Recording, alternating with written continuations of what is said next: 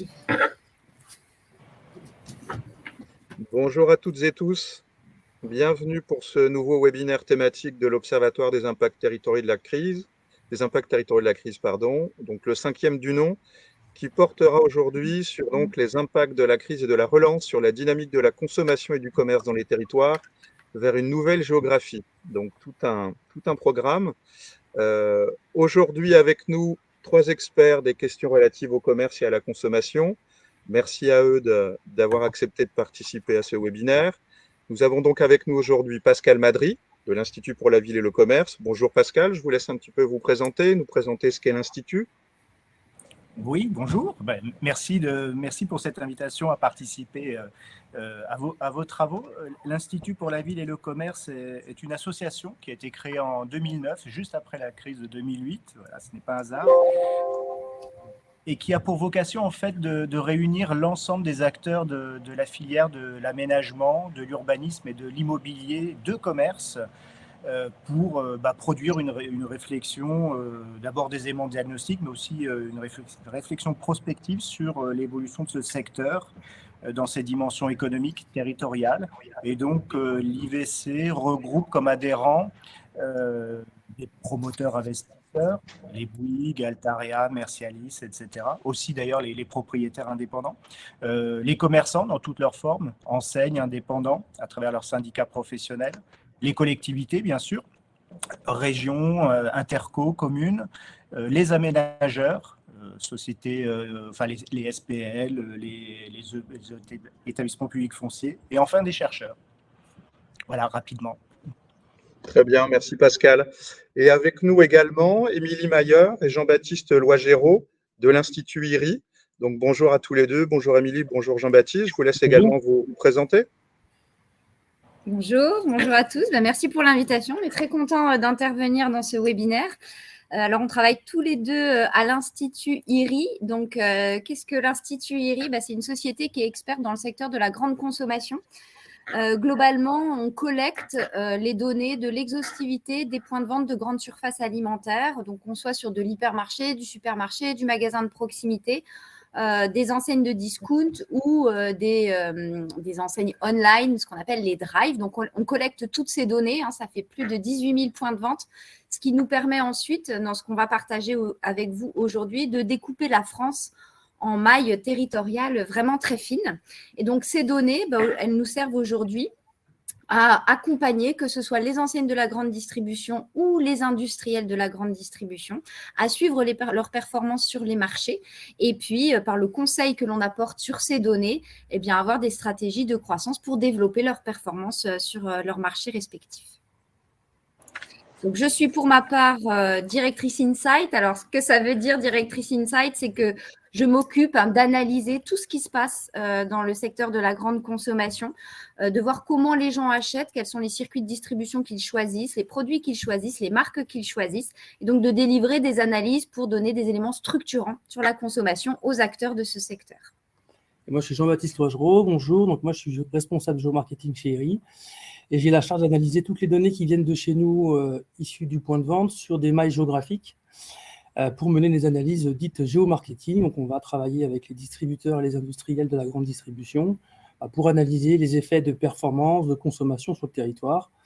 Et on va particulièrement travailler sur des problématiques d'expansion réseau, donc de croissance de mètres carrés des magasins, mais aussi de connaissances territoriale, de performance des différents produits et des différentes mécaniques de la consommation. Très bien, merci à tous les trois.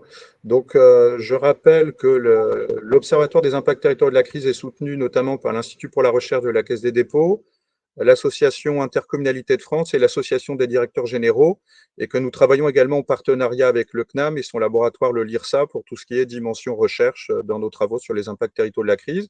Pour ma part, je suis Olivier Portier, donc je suis le coordinateur de l'OITC et je suis accompagné aujourd'hui de Laura Poyet qui est à la technique et qui nous permet donc de réaliser ce webinaire, et travaille avec moi notamment Simon Billot qui est à la production des éléments que je vais vous présenter aujourd'hui. Alors, sur le déroulé, en fait, comme toujours lors de ces webinaires thématiques, l'idée c'est de les organiser, de les structurer autour de 2 temps principaux. Un premier où l'Institut IRI et moi-même allons vous présenter quelques éléments d'analyse. Donc, je vais démarrer et notamment, je vais vous présenter en fait très rapidement ce que j'appelle un premier aperçu de la géographie de la consommation avant la crise, avec des données un peu agrégées que j'ai l'habitude d'utiliser dans le cadre d'autres travaux. Ensuite, je rentrerai vraiment dans le vif du sujet en présentant quelques éléments d'analyse sur les impacts de la crise durant l'année 2020 sur la dynamique de la consommation et du commerce, à partir notamment des données d'emploi. Et ensuite, Jean-Baptiste vous présentera, et c'est tout l'intérêt de mobiliser à chaque fois dans nos webinaires thématiques des experts sur les sujets que nous cherchons à traiter, vous présentera des éléments très précis et extrêmement intéressants et riches sur les effets justement de la crise et possiblement de la reprise, mais malheureusement, on est à nouveau dans un contexte qui ressemble plus à une nouvelle crise qu'à une vraie reprise, nous présentera donc des éléments sur les effets du contexte, sur les dynamiques de consommation et la dynamique d'activité dans le champ de la grande distribution. Donc, suite à chacune des restitutions, nos experts pourront réagir et vous aussi, évidemment, on attend vos questions par le chat ou même n'hésitez pas à prendre la parole. Alors, je sais maintenant par expérience que c'est plutôt rare que vous preniez la parole, vous, participants, mais surtout, n'hésitez pas. L'idée, c'est quand même de rentrer en interaction avec vous et surtout, éventuellement, d'avoir une remontée de vos besoins sur certaines questions pour qu'on puisse continuer nos travaux et les rendre les plus utiles possibles par rapport à vos besoins opérationnels. Donc, on présente chacun notre tour avec Jean-Baptiste, une réaction des questions à l'issue de chaque présentation, et ensuite le second temps, où là je prendrai plutôt une casquette entre guillemets d'animateur et je poserai quelques questions à nos experts qui se livreront à un petit débat acharné pour essayer de répondre à toutes les questions pièges que je vais leur poser pour nous éclairer donc sur cette problématique de la consommation du commerce dans les territoires. Donc je vous propose de démarrer. Donc, Olivier, oui, pardon. Juste me permettre, il y a une personne qui demande, et je pense que plusieurs personnes se demandent si on aura les supports à disposition à l'issue du webinaire. Oui, alors en ce qui concerne le mien, aucun souci. Vous, Émilie, je ne sais pas, est-ce que vous Oui, oui. acceptez de le communiquer? Donc, Oui. vous aurez évidemment les deux supports. Le webinaire sera aussi accessible en replay si jamais certains ont des insomnies et souhaitent le revoir une deuxième fois. Donc voilà, donc si j'ai répondu à la question, je vous propose de démarrer. N'hésitez pas à m'interrompre hein, si le chat laisse apparaître certaines questions. Je ne l'affiche pas. Donc du coup, quelques éléments introductifs. Là, je vais faire un tout petit peu de théorie, mais très rapidement pour pas trop vous embêter. Mais rappeler quand même quelque chose de fondamental au niveau territorial et qui est assez souvent oublié et qui s'inscrit notamment dans le cadre de réflexions qui ont été menées par un économiste qui s'appelle Laurent Davzy et qui a mis en lumière en fait des nouvelles modalités de fonctionnement socio-économique pour les territoires.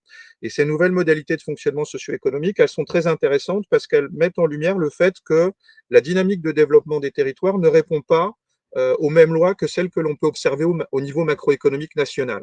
Et donc, pour résumer, si vous voulez, la question de la croissance économique, de la création de richesses au niveau territorial est beaucoup moins influente qu'on ne peut le penser et n'explique pas nécessairement, notamment, les dynamiques de développement social.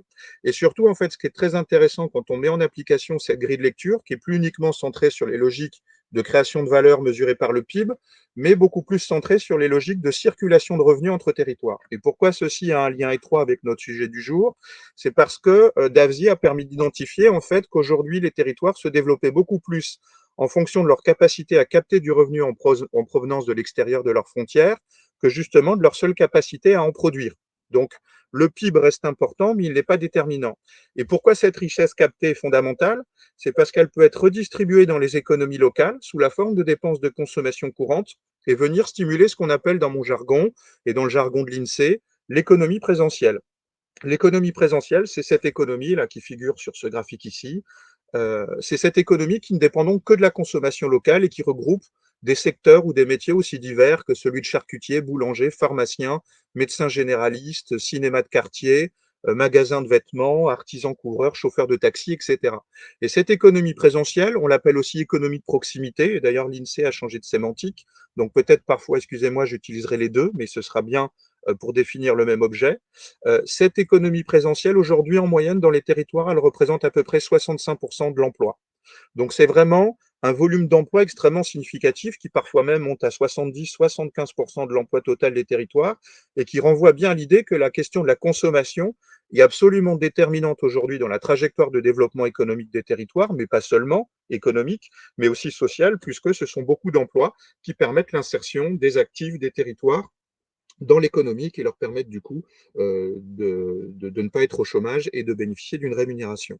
Et donc ce cadrage est très intéressant et du coup dans cette perspective, j'ai fabriqué un certain nombre de cartes qui permettent de manière un peu macro d'essayer d'évaluer ce que j'appelle la propension locale à consommer. Pour ce faire, je mobilise un certain nombre de données que j'ai construites dans des travaux antérieurs sur la base justement des revenus qui circulent entre territoires et je les rapporte aux emplois présentiels. Et ces éléments d'information, conventionnellement, me permettent de disposer d'un indice de propension locale à consommer. Et c'est ce que représente cette carte, où vous avez en fait en rouge vif les intercommunalités françaises, où l'indice de propension locale est en valeur le plus faible. Et en jaune clair, là où il est en valeur le plus élevé. Petite problématique avec cet indice, il doit se lire à l'envers. C'est-à-dire, plus l'indice est faible, plus cela suggère que la propension locale à consommer est élevée. Pour le dire autrement et peut-être dans des termes plus connus, cela veut dire que plus on est en rouge vif, moins l'évasion commerciale est importante. Inversement, plus on est en jaune, plus cela signifie que les revenus captés par les territoires, ici par les intercommunalités, finalement s'évadent sous d'autres cieux et se traduisent par une forme d'évasion commerciale assez significative. Alors cette carte, comme souvent les cartes produites à l'échelle intercommunale, est difficile à lire. Elle dessine une France un peu en léopard. Néanmoins, quand on a le temps vraiment de la scruter comme j'ai pu le faire, ce que l'on voit en règle générale, et c'est tout à fait logique et finalement intuitif, mais pourtant c'est assez souvent oublié, on voit plutôt ressortir les grands pôles urbains comme étant des territoires marqués par une forte propension locale à consommer. Et effectivement, ça on oublie souvent de le dire, que ce soit les métropoles ou les agglomérations françaises, si elles sont certes des pôles de production de richesse marqués par un PIB relativement gros et parfois relativement dynamique, ce sont aussi d'éminents pôles de consommation qui captent dans leur périphérie tout un tas d'individus qui, par exemple, le week-end, alors même qu'ils ne résident pas sur ces territoires-là, viennent y consommer. Et donc, les territoires urbains se caractérisent évidemment par une fonction assumée de pôle de consommation, et c'est pour ça que cela se traduit du point de vue de l'indice de propension locale à consommer. Et d'ailleurs, vous avez un petit tableau de synthèse ici qui vous met par strate, à la fois par type d'intercommunalité, donc vous avez les métropoles ici, les communautés urbaines, les comités d'agglomération, les comités de communes, et ensuite par strate de taille démographique. Et on voit qu'effectivement, plus le degré d'urbanité est important, plus l'indice de propension locale à consommer est bon, c'est-à-dire plus il est faible en valeur. Et les territoires ruraux se caractérisent en général par un faible profil de pôle de consommation et sont plutôt, si je puis dire, captés par les agglomérations voisines. Sur le plan de la géographie globale, cette carte ne permet pas de visualiser de grands ensembles, mais ce qui était très important, c'était quand même de revenir sur cette idée que, en France, effectivement, bien évidemment, les pôles urbains sont d'éminents pôles de consommation. Et une autre façon d'apprécier aussi cette fonction des territoires, c'est aussi de traduire cette question de la consommation, non plus en termes d'indice de propension locale à consommer, mais en termes de densité en emploi présentiel, donc le nombre d'emplois présentiels pour 100 habitants. Et là, ce qui est intéressant, c'est que ça nous permet de révéler quand même une géographie un peu différente, et beaucoup plus hétérogène d'ailleurs. On voit ici à nouveau émerger en rouge foncé, c'est-à-dire les territoires qui sont marqués par les densités les plus importantes. On voit évidemment les territoires urbains, notamment les intercommunalités franciliennes et la métropole du Grand Paris en tête. On voit les métropoles françaises, on voit bien Lille, on voit bien Rennes, Nantes, Bordeaux, Toulouse, etc. Mais aussi, on voit évidemment apparaître les territoires très touristiques, notamment situés dans les Alpes, c'est-à-dire les territoires spécialisés dans le tourisme de montagne. Donc, voilà pour ces quelques éléments de cadrage qui tentent à essayer de proposer une géographie de la consommation à une échelle un peu macro, chose qui est en règle générale assez rarement faite dans la mesure où on dispose de peu de statistiques, de peu d'informations sur les pratiques de consommation au niveau territorial. Il y a les enquêtes qui sont réalisées par les chambres de commerce et d'industrie qui nous permettent d'avoir des éléments d'information très qualitatifs et notamment qui permettent d'évaluer précisément l'évasion commerciale, mais c'est des travaux assez lourds qui se font sur mesure. Et en dehors de cela, au niveau territorial, la question de la consommation reste souvent un peu le grand oublié de l'analyse, et même dans les réflexions qui sont conduites dans les territoires, ça peut être un angle mort de l'action publique locale. Alors maintenant, pour en revenir vraiment au cœur du sujet d'aujourd'hui, quels ont été les effets de la crise du Covid sur la consommation et le commerce, donc d'ici durant l'année 2020. Malheureusement, les données sur l'emploi salarié privé sur l'année 2021 viennent tout juste d'être publiées, et donc du coup, on n'a pas encore eu le temps de les traiter. Ça pourra faire éventuellement l'objet d'un deuxième webinaire pour essayer d'évaluer quels ont été les effets de la relance en 2021 sur la consommation et le commerce dans les territoires. Mais aujourd'hui, en ce qui me concerne, et notamment par rapport à ce que nous présentera tout à l'heure Jean-Baptiste, qui lui pourra nous montrer un petit peu où on en est aujourd'hui, notamment dans le contexte actuel, moi je limiterai mon propos aux effets de la crise durant l'année 2020. Donc, premier élément, une approche très agrégée. Je vais m'inscrire dans une logique d'entonnoir. Vous avez ici des éléments d'évolution sur les emplois salariés privés de proximité. Donc, ces emplois, ou dits présentiels, qui ne dépendent que de la consommation locale. Je le répète une dernière fois, ici des emplois qui peuvent relever du commerce de détail, du cinéma de quartier, de l'artisan, etc. Donc vous avez ici une carte, la structure de présentation sera toujours la même, qui vous matérialise l'évolution de l'emploi salarié privé durant l'année 2020, donc l'année de crise. Ici, vous avez une carte en plus petit pour essayer de visualiser de manière impressionniste la dynamique des emplois de ce secteur durant la période antérieure à la crise, 2015-2019, qui était une période tout à fait faste et tout à fait favorable du point de vue des créations d'emplois, notamment dans le champ de l'économie de proximité. Et vous avez ici un tableau qui présente de manière synthétique l'évolution par strate d'intercommunalité, à la fois ici par niveau institutionnel, ici par strate démographique et ici par niveau de revenus, de niveau de vie médian. Donc, sur le plan géographique, que voit-on en 2020, carte de gauche? Donc, c'est que globalement, on a quand même beaucoup de taches rouges et jaunes qui traduisent effectivement de nombreuses baisses dans les territoires des emplois de proximité. Et ça, c'est le point de départ en fait de notre réflexion à l'Observatoire, c'est que ça a été la grande nouveauté de cette crise du Covid, c'est que si jusqu'à présent l'économie de proximité avait plutôt été insensible aux crises, notamment c'est un phénomène qu'on avait pu observer durant les crises de 2008 ou même la crise des dettes souveraines de 2011-2014, avec la crise du Covid et notamment les confinements, l'économie de proximité a été impactée. Et d'ailleurs, on peut l'observer dans le tableau en bas. Au niveau national, la baisse des emplois de proximité a été très intense, moins de 2,3%, alors que sa hausse avait été de 3,8% entre 2015 et 2019. Donc ça, c'est vraiment un phénomène tout à fait nouveau, avec une crise du Covid qui évidemment a frappé nos activités productives concurrentielles, mais aussi venu frapper la consommation dans les territoires, et notamment cette économie de proximité qui était plutôt insensible au choc économique dans les périodes antérieures. Et sur le plan géographique, on observe quand même quelques tendances de fond, notamment par exemple, on voit qu'on a plutôt du bleu dans l'ouest français, particulièrement sur les littoraux, donc des territoires littoraux qui ont été plutôt épargnés, ce qui n'est pas le cas en revanche sur le pourtour méditerranéen, plutôt surimpacté. Et puis on voit évidemment les territoires touristiques de montagne, particulièrement dans les Alpes, mais aussi dans les Pyrénées, qui ont subi des chocs extrêmement violents, évidemment avec l'arrêt massif de l'activité touristique, notamment le tourisme de ski, où certaines stations, enfin toutes les stations même ont été fermées. Ce qui fait que ces territoires-là ont subi des pertes parfois extrêmement intenses, de plus de 40%, ce qui est absolument colossal. Donc c'est presque une division par deux du nombre d'emplois de proximité. Les territoires frontaliers, souvent, que ce soit avec le Luxembourg, mais surtout avec la Suisse, ont subi des chocs importants. Ça avait fait l'objet d'un précédent webinaire que nous avions réalisé, qui est lié aussi à une panne de la consommation dans ces territoires, c'est une hypothèse qu'on formule qui semble validée, et Jean-Baptiste reviendra peut-être là-dessus tout à l'heure, qui peut aussi s'expliquer par le fait que les frontaliers suisses, par exemple, ne sont plus venus faire leurs courses de l'autre côté de la frontière pour profiter d'un effet pouvoir d'achat. Et donc, du coup, ça a eu un effet démultiplicateur à la baisse sur ce type d'emploi. Et puis ici, vous avez un petit graphique qui s'appelle une boîte à moustaches et qui vous permet de voir, en fait, par région, les disparités de dynamique entre les intercommunalités de toutes ces régions. Et du coup, on peut voir que certaines régions ont été plus impactées que d'autres, avec des valeurs extrêmement baissières pour certaines régions, tandis que d'autres étaient plutôt épargnées. Et en tendance et en moyenne, qu'est-ce qu'on peut observer? C'est ce que va nous permettre d'observer ce tableau. On peut voir que durant la crise, notamment, les métropoles ont été particulièrement impactées. Vous voyez ici qu'elles ont perdu, les 22 métropoles, plus de 42 000 emplois salariés privés de l'économie de proximité, soit une baisse de moins 2,2%, donc une baisse sensiblement plus intense que celle observée dans les communautés urbaines, également nettement plus intense que celle observée dans les agglomérations.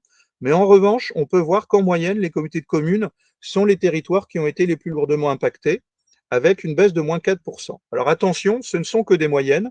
Il n'y a pas de relation stricte, on a fait des analyses un peu plus poussées, entre la taille des territoires et la dynamique des emplois de proximité durant la crise.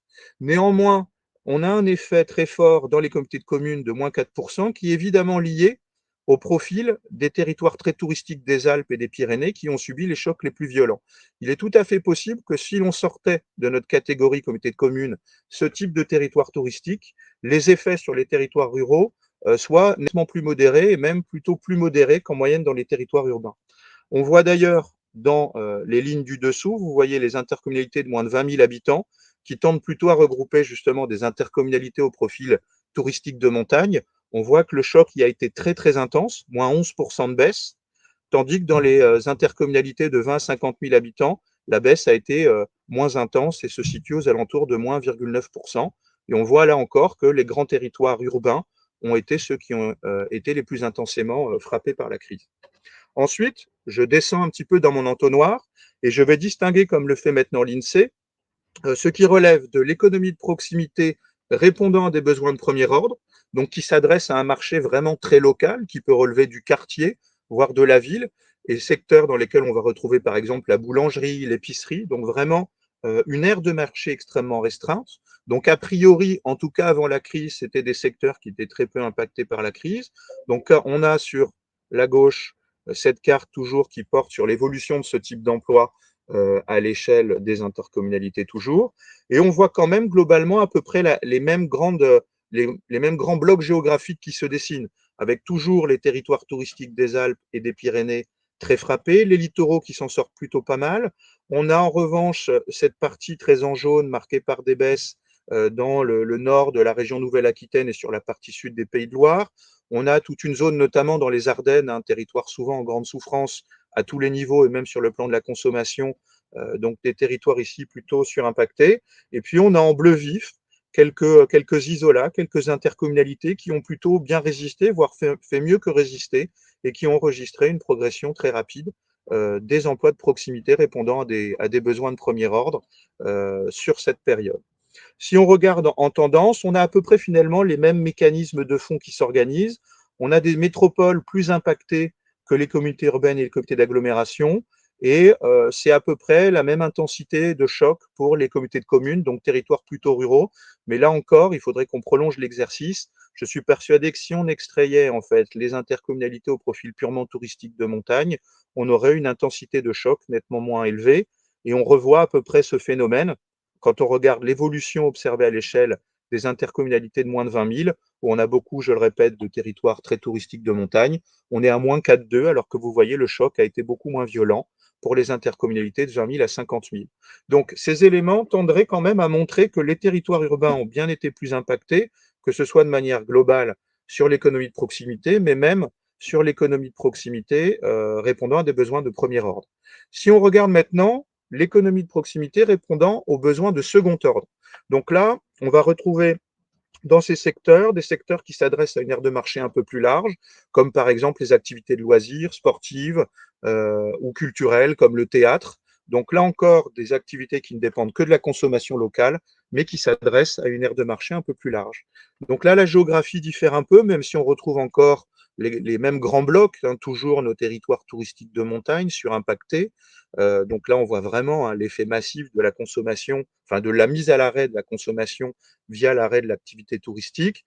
Et puis, on a quand même beaucoup plus d'intercommunalités en jaune, c'est-à-dire qu'on a moins d'intercommunalités qui ont résisté et qui ont enregistré une évolution positive des emplois salariés privés donc dans ces secteurs de proximité répondant à des besoins de second ordre.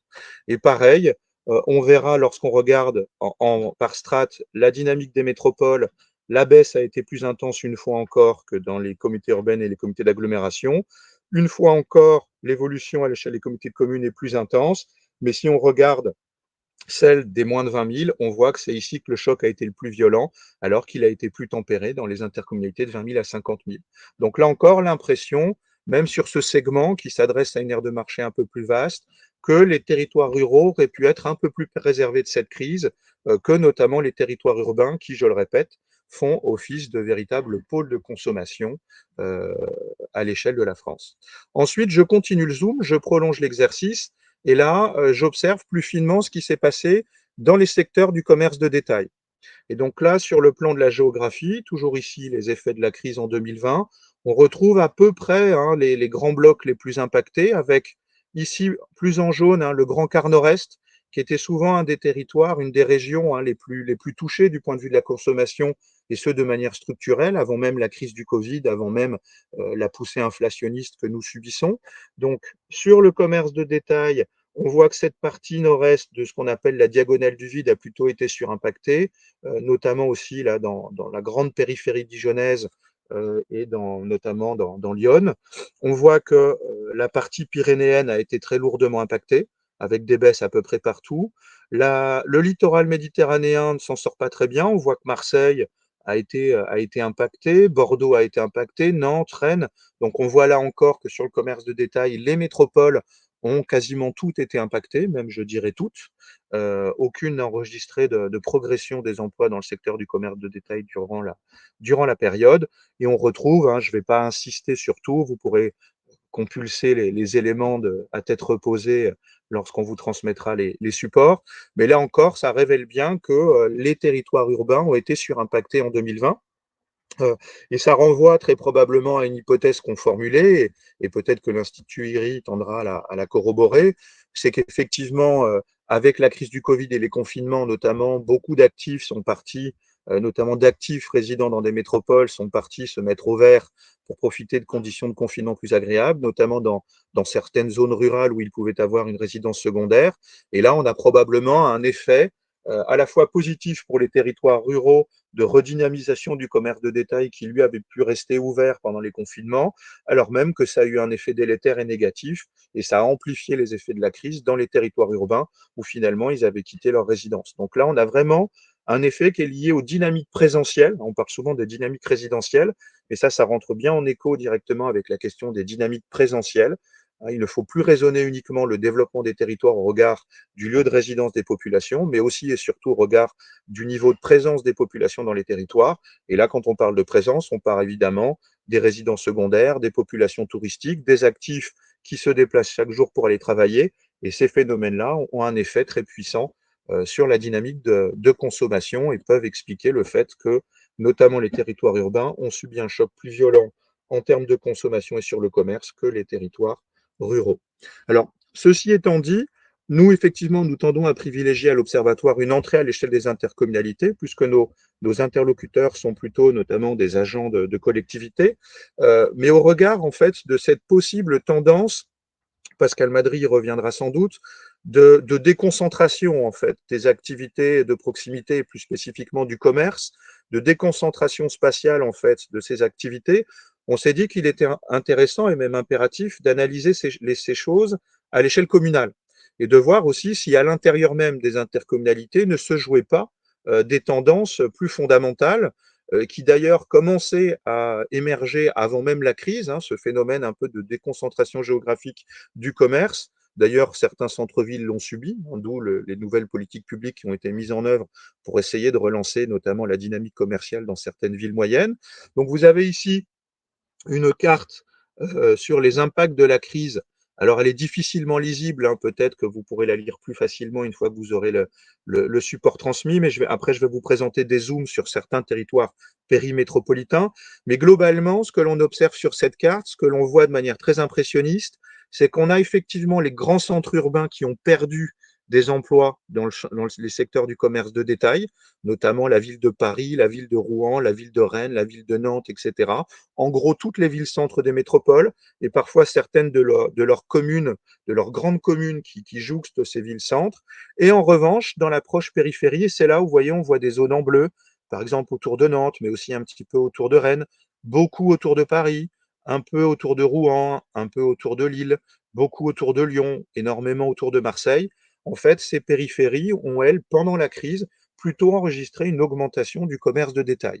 Donc là, la question que nous nous posons, dans la mesure où nous n'avons que des données sur 2020, mais très prochainement, on va les mettre à jour sur 2021, la question qui se pose, et on y reviendra dans le débat tout à l'heure, c'est est-ce que ce phénomène qui commençait à émerger avant même la crise et qui probablement s'est accéléré avec la crise, est-il pérenne?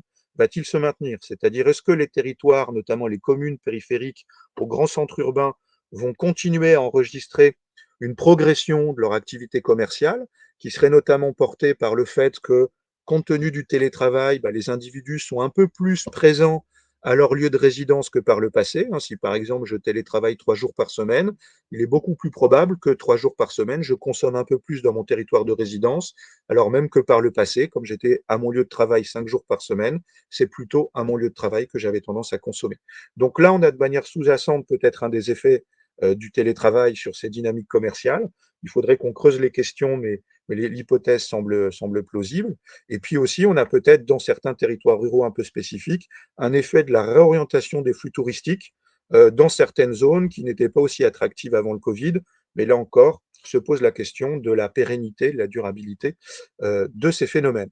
Et donc, pour zoomer, essayer de rendre les choses un peu plus claires, vous voyez donc ici l'évolution, donc plus la boule est grosse, plus soit la progression, soit la baisse a été importante. Donc en rouge, ce sont les baisses et en bleu, ce sont les hausses, donc dans la périphérie parisienne. Donc là encore, pas évident à lire, mais on voit, on a certaines grandes communes qui ont été frappées, et notamment vous avez Paris, le cercle n'est pas rempli de rouge pour pouvoir permettre de voir l'évolution des autres communes. Donc Paris a perdu énormément d'emplois dans les secteurs du commerce, d'autres communes évidemment, mais on voit qu'on a beaucoup de bleus dans des communes plus ou moins éloignées qui pourraient être qualifiées entre guillemets de communes périphériques. La tendance est également observable dans la périphérie marseillaise. Vous avez ici Marseille qui a perdu beaucoup d'emplois, d'autres grandes villes qui en ont perdu, et puis des petites communes qui ont profité, dès la crise, je le répète, durant l'année 2020, d'une progression de l'emploi salarié privé dans les secteurs du commerce. Même phénomène autour de Lille, vous voyez, beaucoup de communes en bleu, avec les grandes communes qui ont été frappées par des baisses. On a la même chose à Bordeaux, à Strasbourg et à Toulouse. Donc là, on voit bien qu'en 2020, effectivement, les périphéries métropolitaines semblent avoir été finalement plutôt préservées, voire même dynamiques, quand les villes-centres subissaient un choc tout à fait significatif qui traduit une sorte de mise à l'arrêt ou tout au moins de ralentissement de la consommation dans les territoires. Donc voilà pour les principaux éléments géographiques. Juste quelques derniers éléments avant de prendre les questions éventuellement de nos experts et de vous participants. Juste pour rappeler les 3 principaux en fait, secteurs qui ont le plus subi la crise et ceux qui ont pu le mieux résister. Donc pour ceux qui ont le mieux résisté entre 2019 et 2020, donc durant l'année 2020, on a les secteurs des supermarchés qui ont créé 8160 emplois salariés privés, donc une hausse assez intense. Le secteur commerce d'alimentation générale avec une hausse de 9,5 et le commerce de détail de quincaillerie, peinture et verrerie. Tout le monde s'était un peu mis au bricolage pendant le confinement avec 3,7% d'augmentation pendant la crise. Donc des tendances qui prolongent des tendances assez exceptionnelles observées avant crise. Et si on enlève ici les grandes surfaces, on a inversé les libellés. Attention, ici, c'est bien les secteurs qui ont le plus perdu. On retrouve commerce de détail et d'habillement en magasins spécialisés, moins 3,6% de baisse, moins 15 000 emplois sur la période, donc juste 2020, pardon, donc c'est très important. Commerce de détail de chaussures et commerce de détail d'articles de sport. Donc c'est vrai que ça, c'est souvent plutôt des magasins ou des secteurs qu'on retrouve dans les centres-villes des grandes villes ou des grandes agglomérations. Et puis pour ceux qui ont le mieux résisté, donc on retrouve commerce d'alimentation générale, commerce de détail de quincaillerie toujours et commerce de détail de viande et de produits à base de viande. Donc voilà, juste pour conclure sur donc, ces secteurs qui ont le mieux résisté ou qui ont le plus subi la crise de 2020, avant de céder la parole à nos 3 experts et à vous participants, si vous avez des questions sur cette présentation. Émilie, Pascal, Jean-Baptiste, vous voulez réagir?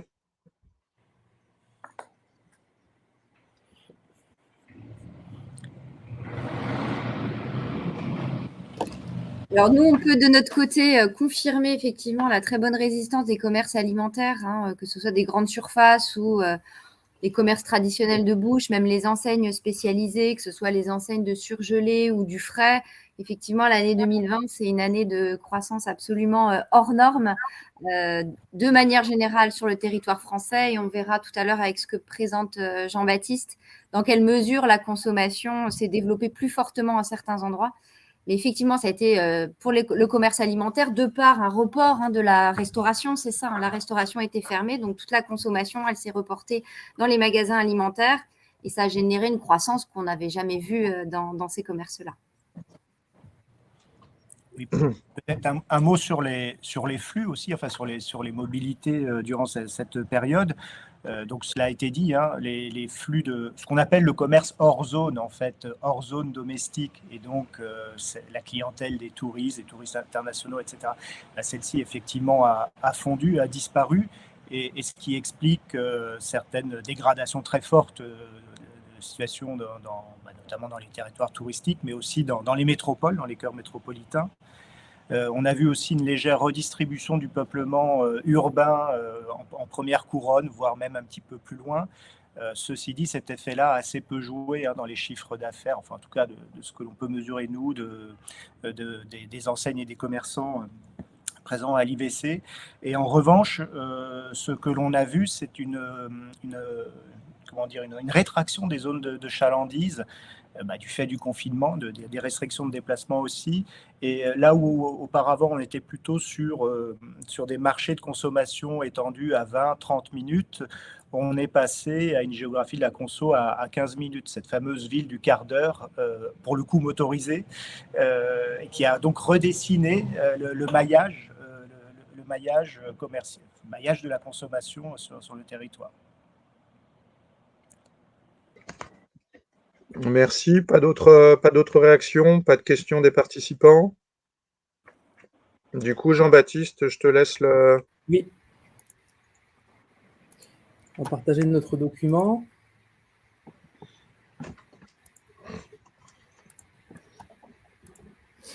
Juste un petit point sur la méthodologie. Nous, comme le disait Émilie, on recueille les données à l'échelle du point de vente. Donc, on recueille toutes ces informations de vente sur les hypermarchés, les supermarchés, les magasins de proximité, les drives, le commerce de e-commerce. Et c'est une information en fait hyper importante, une matière première fantastique pour analyser en fait les mouvements de consommation géographiques sur les territoires. Donc, on va pouvoir analyser ces effets de consommation et ces mouvements d'un point de vue dynamique ou d'un point de vue statique dans le temps, et on va pouvoir le faire sur différentes mailles spécifiques. On va analyser aujourd'hui 3 mailles particulières: le degré d'urbanité, les bassins de consommation que l'on a construits spécifiquement pour des analyses géomarketing, et puis aussi les typologies de magasins de proximité pour finir sur des aspects beaucoup plus locaux. Donc, si on travaille pour commencer d'un point de vue plutôt macroéconomique sur les degrés d'urbanité, donc on s'appuie sur les données INSEE qui nous fournissent en fait un découpage territorial des niveaux d'urbanité sur le territoire. Donc, on a un découpage en 7 classes, de l'hyperurbain central, très dense en termes d'emploi, de commerce, mais aussi de population, situé au cœur des villes, avec des espaces plutôt piétonniers et de consommation hyperurbaine, jusqu'aux territoires ruraux, isolés, plutôt de tradition agricole. Donc, on a aussi ici un gradient en 7 classes, donc avec le rural isolé à l'hyperurbain, en passant par des effets, par des niveaux plus périphériques des grandes agglomérations. Donc voilà pour la définition de l'INSEE. Nous, donc, on va récupérer en fait ces informations pour ensuite réagréger les performances et la consommation sur ces différentes entités. Donc, on va synthétiser, un peu simplifier ces découpages en 5 grandes classes, donc du rural isolé à l'hyperurbain en passant par la périphérie et la marge rurale. Alors, qu'est-ce que c'est que la marge rurale? La marge rurale, c'est une dernière couronne de la grande périphérie des agglomérations, donc de territoires que la périphérie a grignoté en fait sur les espaces ruraux traditionnels. Et ce sont des territoires, on le verra, qui sont assez dynamiques aujourd'hui en termes de consommation et d'arrivée de nouvelles populations. Donc, systématiquement, sur toutes les analyses qu'on verra par la suite, on va analyser en fait le poids de la consommation dans le temps. Donc, on fera évoluer en fait ce poids de la consommation sous 3 grandes séquences de temps. Donc, on va analyser ce qui s'est passé de manière historique dans le passé, avant la crise sanitaire, donc entre 2016 et 2019. Donc, ce sont des moyennes annuelles en fait d'évolution du poids de chiffre d'affaires des différents segments. Et on peut voir sur cette première analyse que ce sont les territoires ruraux qui bénéficient en fait d'une progression positive de consommation, donc de déplacement de la consommation vers ces territoires ruraux, au détriment des territoires urbains. Alors, ça peut s'expliquer par deux phénomènes, ça on l'a vu précédemment sur les analyses d'Olivier. Un, on a des déplacements qui se font de populations plutôt citadines qui viennent s'installer en milieu rural, donc des néo-ruraux ou des personnes qui viennent s'installer nouvellement dans des résidences secondaires ou dans des résidences nouvellement acquises sur des territoires ruraux. Et puis, on a aussi une périphérie qui s'agrandit, un déplacement de la population qui est de plus en plus éloigné des centres et des périphéries proches des agglomérations. Et on voit cette dernière couronne de la marge rurale qui bénéficie, liée à cet accroissement de la population, qui bénéficie d'une progression de son chiffre d'affaires en grande consommation. Et puis, on a ces espaces urbains qui sont plutôt là en légère chute. Alors, il faut relativiser quand même les chiffres qu'on voit à l'écran, hein. On est sur des moyennes annuelles. Les progressions sont quand même relativement faibles. On se parle de 0,1 point ou 0,2 points de progression par an. Ce sont quand même des progressions ou des régressions qui sont quand même relativement, plutôt faibles en intensité. Alors, juste un point de précision par rapport à la méthodologie. On prend Alors, quand on parle de consommation, on garde bien en tête que nous, on est sur la consommation dans les grandes surfaces alimentaires, hein. On ne couvre pas l'exhaustivité des réseaux alimentaires. On va dire globalement, aujourd'hui, tous les Français fréquentent une enseigne de la grande distribution, que ce soit un hyper ou un supermarché. Et en fait, les variations que vous voyez quelque part, ce sont les parts de marché de ces 5 niveaux de territoire. Donc, on voit que dans la consommation nationale, les espaces ruraux et la marge rurale prennent des positions au détriment des espaces plus urbains finalement. Et oui, les mouvements sont faibles. Et on va dire qu'on était avant crise sur une mutation lente, c'est-à-dire une espèce d'exode urbain, mais qui se faisait de manière assez modérée. Donc après, on rentre dans le détail de la spatialisation de ces effets avec des cartographies. Mais pour des effets un petit peu macro, voilà les premiers enseignements. Alors pendant la crise, on voit qu'on retrouve un petit peu ces effets positifs pour les milieux ruraux, mais sauf qu'il y a une accélération quand même très très forte et un mouvement plutôt violent qui s'opère sur ces territoires ruraux. Alors là, les causes, on en a parlé un petit peu tout à l'heure, mais on les connaît. On a du coup ces effets de télétravail, de personnes qui vont venir télétravailler dans leur résidence secondaire, alors une résidence secondaire déjà existante ou nouvellement acquise. On sait qu'on a des personnes qui ont acquis pendant la crise sanitaire des résidences secondaires pour s'y installer. Et puis, on a aussi du coup toutes ces personnes qui ont bénéficié d'un télétravail un peu forcé, en tout cas pour commencer, et qui ont travaillé beaucoup plus de chez eux. Donc, ça se voit au travers des chiffres que l'on peut avoir sur la marge rurale qui prend des positions, la périphérie qui prend aussi légèrement des positions, et les territoires urbains qui en perdent, l'hyperurbain perdant naturellement beaucoup de points. Alors ça, c'est lié à plusieurs facteurs. Effectivement, on a les télétravailleurs qui viennent moins travailler sur les centres d'emploi et donc moins consommer en grande consommation. Et puis, on a aussi des effets liés à la crise sanitaire et aux contraintes de déplacement de population, avec le fait qu'on ait fermé certains espaces, qu'on ait fermé des lieux de convivialité. Je pense notamment aux bars, aux restaurants, à tous ces espaces un peu de vie, aux espaces culturels qui font que naturellement, les gens qui viennent se déplacer pour profiter un peu de ces espaces de convivialité ont moins consommé sur ces espaces urbains. Et puis, je rajouterais aussi effectivement le tourisme international qui a pénalisé aussi le centre de Paris, qui est très concerné par ces espaces urbains, qui a participé aussi à la chute drastique de ces espaces hyper urbains. Jean-Baptiste ? Oui. Excuse-moi, il y a 2 questions en fait sur le chat. Pardonne-moi de t'interrompre, mais ça aidera nos participants à mieux comprendre. Première question, en fait, est-ce que tu peux préciser les années qui concernent l'avant-crise du Covid, sur quelle année vous traitez les données? Et deuxième question, demande une reprécision sur qu'est-ce que la marge rurale par rapport à la périphérie. Voilà, désolé de t'avoir interrompu. Non, je t'en prie. Alors, sur l'avant-Covid, on est sur des moyennes annuelles entre 2016 et 2019. Donc, ce sont les observations que l'on a pu faire entre 2016 et 2017, 2017-2018 et 2018-2019.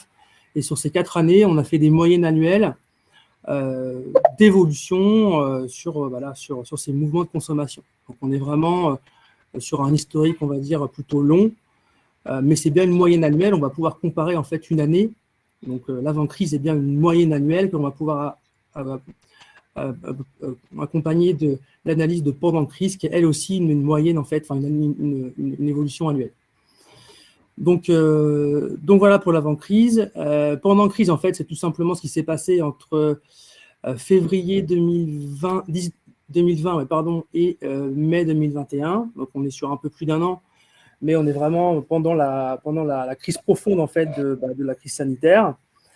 Donc ça, c'est pour la première question. Et puis sur la seconde question, la marge rurale, on est vraiment sur ces espaces en fait assez peu denses autour des périphéries des grandes villes.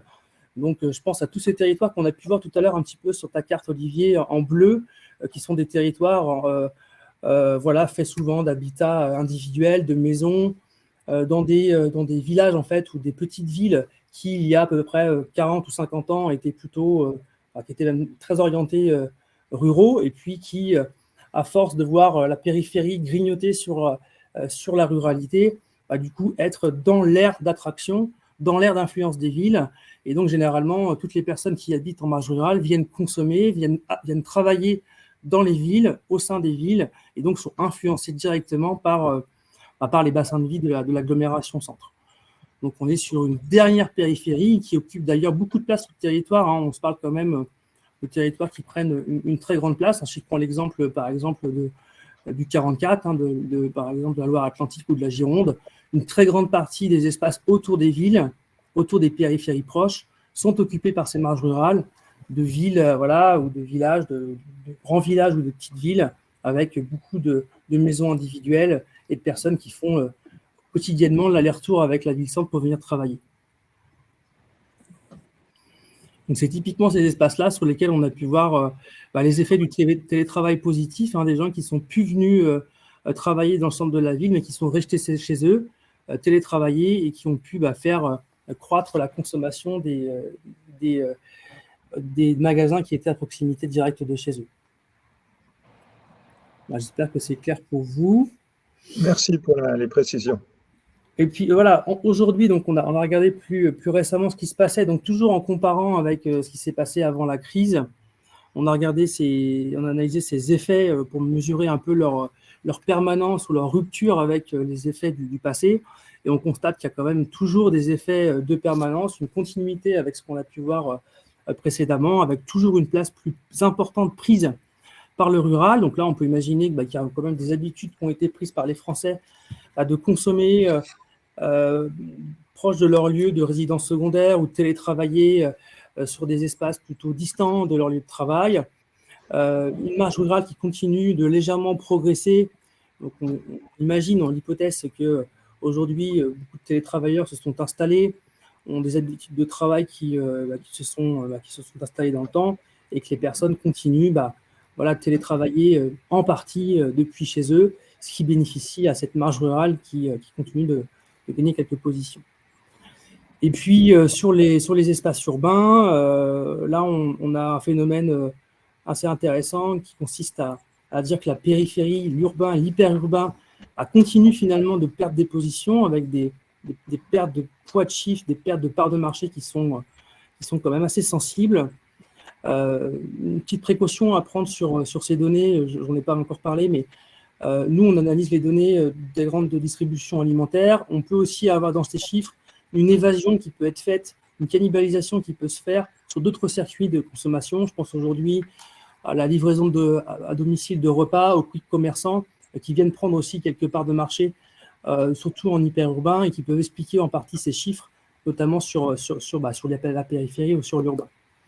Mais globalement, on sent qu'il y a ces effets liés à la crise sanitaire s'installent un petit peu dans le temps, continuent d'être actifs aujourd'hui, et c'est ce qu'on constate avec cette dernière analyse sur le aujourd'hui. La situation de la périphérie est intéressante parce que avant crise, on était sur une érosion de la consommation dans les zones périphériques. Pendant la crise sanitaire, on était plutôt sur une tendance inverse, parce que beaucoup de gens ont dû télétravailler chez eux, et ça a permis de développer un peu la consommation dans ces zones du territoire.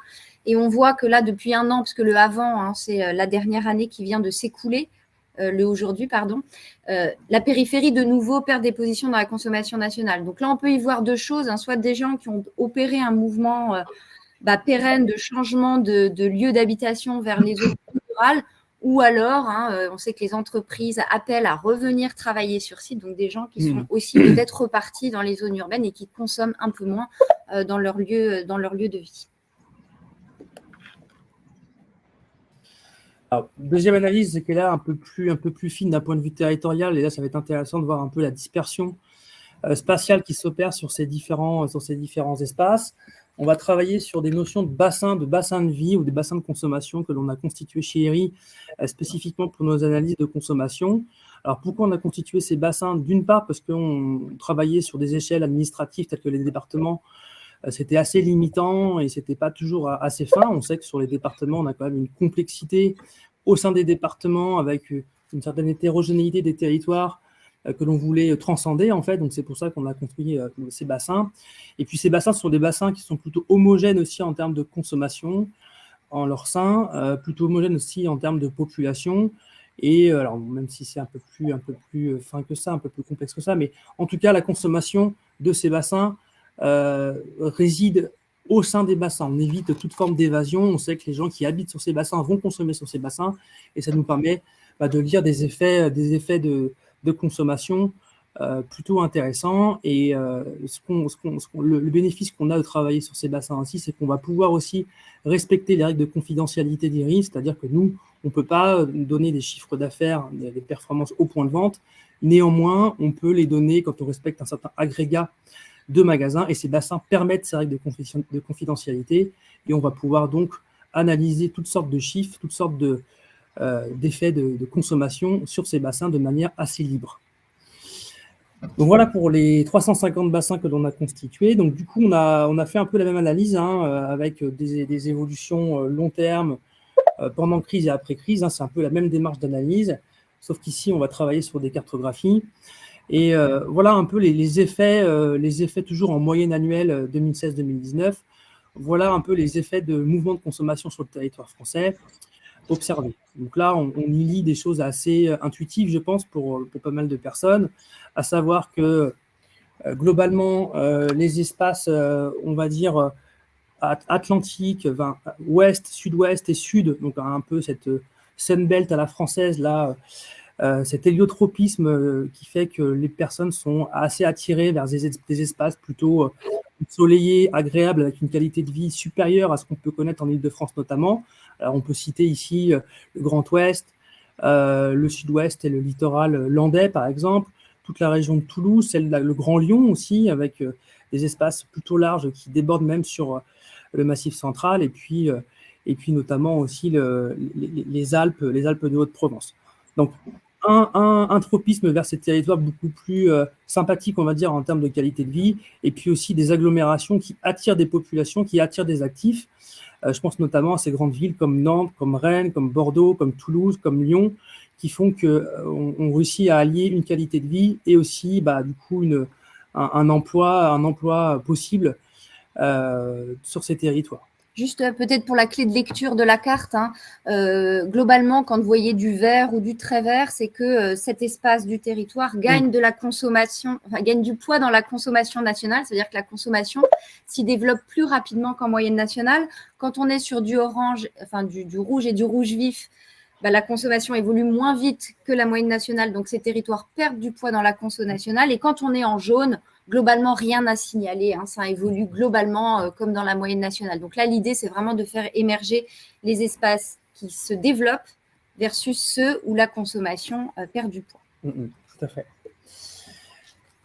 Moi, c'est pour les en vert, donc du coup, effectivement, les points, les territoires plutôt positifs gagnent du poids de chiffre d'affaires. Et puis en rouge, et ça, Olivier en a parlé, on a effectivement ce Grand Est plutôt en difficulté, et puis un peu déshérité finalement d'un point de vue économique et social, qui perd en poids de chiffre d'affaires, et puis cette grande région parisienne qui globalement déjà amorce une forme de déclin. Alors c'est pas forcément un déclin qui est très fort, puisque là on va comparer en fait des croissances de chiffre d'affaires. Disons que l'Île-de-France croît moins vite que ce qu'on peut observer sur le Grand Ouest et le Grand Sud. Donc, quand on met en relation toutes ces informations, en termes de poids de chiffre, ce sont bien les territoires du Grand Sud et du Grand Ouest qui gagnent en poids au détriment de l'Île-de-France, même si sur l'Île-de-France, vous le voyez sur le petit encart à gauche, qu'il y a une réalité qui peut être différente sur les différents bassins de vie. Là, on va peut-être faire un petit focus rapide sur les bassins de vie qui sont dans l'hypercentre parisien. Donc, on voit que le bassin sur l'hypercentre, ça doit être le 8e ou le 7e arrondissement, mais aussi le 17e arrondissement ont bénéficié d'une croissance de chiffre d'affaires, c'est lié à des réhabilitations de quartiers qui ont gagné en population et donc qui ont fait croître le chiffre d'affaires et le poids de ces bassins dans la consommation nationale. Mais globalement, en Île-de-France, on va dire de manière relative, toute proportion gardée, en perte de vitesse par rapport à ces grands territoires beaucoup plus attractifs du sud et de l'ouest. Donc ça, c'est la photographie avant sur l'historique. Si on regarde sur ce qui se passe pendant la crise, alors même type d'analyse, on retrouve nos colorations, nos oppositions vert-rouge. Et là, on trouve une carte qui est quand même sensiblement différente, avec toujours nos espaces du Grand Ouest, et notamment là, on a quand même un effet Bretagne qui est assez prégnant, une forme d'attraction de la Bretagne et du Grand Sud-Ouest pour justement peut-être ces nouveaux télétravailleurs ou ces nouveaux arrivants, c'est un peu ces néo-ruraux, on va dire, provenant vraisemblablement des espaces beaucoup plus urbains, qui ont investi les territoires ruraux pour venir s'y installer temporairement ou définitivement, qui ont fait que ces territoires ont cru de manière assez forte pendant le confinement. On y retrouve aussi des espaces assez étranges à première vue, mais je pense notamment à l'hypercentre de la France, à la Lozère, qui a bénéficié d'une très forte croissance pendant le confinement. Alors, par rapport à la carte précédente, sur cette photo du littoral atlantique, ce qui est intéressant, c'est de voir que dans la carte précédente, des villes comme Rennes, Nantes ou Bordeaux étaient vraiment encore dans le vert. Et là, on voit qu'on passe dans le jaune. Ça veut dire plusieurs choses. Ça veut dire que sur la séquence précédente, ces métropoles, elles ont attiré beaucoup de monde. Donc, quelque part, le prix de l'immobilier a aussi beaucoup augmenté. Donc, ça engage quelque part à s'éloigner de ce cœur des villes qui est devenu parfois assez inaccessible. Et puis, c'est aussi l'effet du télétravail. C'est-à-dire que précédemment, avant la crise sanitaire, quand on voulait partir en province, globalement, il fallait la majeure partie du temps trouver un emploi, ce qui engageait à se mettre proche de ces métropoles d'attraction du littoral atlantique. Maintenant, le télétravail permet d'emmener son travail avec soi et donc, du coup, allège cette contrainte de devoir se mettre très proche d'une grande ville telle que Rennes, Nantes ou Bordeaux. Donc, c'est pour ça qu'on voit aussi, quelque part, la consommation se développer plus loin des villes, parce qu'il y a cet aspect télétravail. Et puis, il y a aussi cette recherche probablement accrue de quiétude, d'espace, générée par toute cette année de crise sanitaire. Ce que dit Émilie, ça rejoint ce qu'on a vu sur l'analyse précédente. Le fait que la marge rurale soit en très forte progression. La marge rurale, c'est effectivement cette très grande périphérie des grandes villes. Donc, c'est ce qu'on peut voir. Alors, c'est peut-être sans doute un petit peu ce qu'on voit autour justement de la Loire-Atlantique, ces espaces très lointains de Nantes, là, par exemple, ou de Rennes, qui sont peut-être à 20-30 minutes de voiture, sur lesquels on a cette coloration très verte et cet accroissement du poids de la consommation. Donc ça, c'est pour un facteur d'explication sur le côté attractivité du Grand Ouest, on va dire. Et puis, on a aussi, on remarque effectivement que dans le Grand Est, en tout cas sur les bassins frontaliers avec l'Allemagne, on a des bassins qui gagnent en chiffre d'affaires. Alors là, c'est peut-être un phénomène un peu différent, même si je pense que sur Strasbourg et sur Metz, on est sur des agglomérations qui sont plutôt attractives, avec des environnements de vie de qualité. Mais on a ici une consommation qui traditionnellement s'évade en fait vers l'Allemagne. On a des frontaliers qui viennent travailler beaucoup en Allemagne. Je pense notamment à ce qui se passe sur la Sarre ou du côté aussi de l'Alsace, donc des travailleurs transfrontaliers qui viennent surtout travailler en Allemagne, qui profitaient initialement, historiquement, de leur télétravail pour aussi consommer en Allemagne. Et vu que la crise sanitaire a fermé certaines frontières, du coup, ces travailleurs ont été retenus sur le territoire français et ont dû, par force, par contrainte, reconsommer sur le territoire français. C'est une des raisons pour lesquelles on voit que ces territoires frontaliers avec l'Allemagne sont en croissance sur cette carte. On le voit aussi un petit peu sur l'Espagne. On a effectivement aussi émis l'hypothèse que certains bassins très frontaliers avec l'Espagne pouvaient connaître aussi ce même type de comportement, avec ces personnes qui avaient l'habitude d'aller consommer en Espagne parce que c'était aussi moins cher. Mais c'est plus marginal et moins, je pense, moins significatif que ce qui se passe avec la frontière allemande. Maintenant, si on passe sur les zones qui sont en difficulté et en décroissance en termes de poids de chiffre, toujours avec le même facteur d'explication qui est l'effet frontalier. Voilà, naturellement, et Olivier en a parlé tout à l'heure, on a un effet très massif sur la frontière suisse, avec ces populations suisses qui avaient l'habitude de venir consommer en France, parce que la France proposait des prix beaucoup plus attractifs sur la grande consommation. Et on a des magasins, notamment, qui, à la frontière suisse, ont pour 30 à 40% de leurs acheteurs qui, historiquement, étaient des Suisses. Naturellement, avec la fermeture des frontières, tous ces consommateurs transfrontaliers sont restés chez eux, et on a vu mécaniquement, en fait, ces bassins perdre en poids de chiffre d'affaires du fait du fait que ces frontaliers ne venaient plus consommer en France. Et c'est le cas sur tous ces bassins dans le Jura et dans le pays aussi dans le pays genevois, dans la grande agglomération, on va dire, la grande sphère d'influence de Genève qui existe aussi en France, où on a tous ces bassins qui sont en décroissance de poids de chiffre d'affaires. Donc, on a un aspect, effectivement frontière suisse, et on peut observer aussi un peu la même chose avec quelques bassins frontières belges et aussi Calais qui est aussi un bassin sur lequel les Anglais avaient l'habitude de consommer, qui perd aussi en chiffre d'affaires, et on pense que c'est lié à la non-venue des Anglais. Donc voilà pour les effets transfrontaliers qui modifient les mouvements de consommation. Et puis, l'analyse porte maintenant sur tous les bassins de l'arc alpin.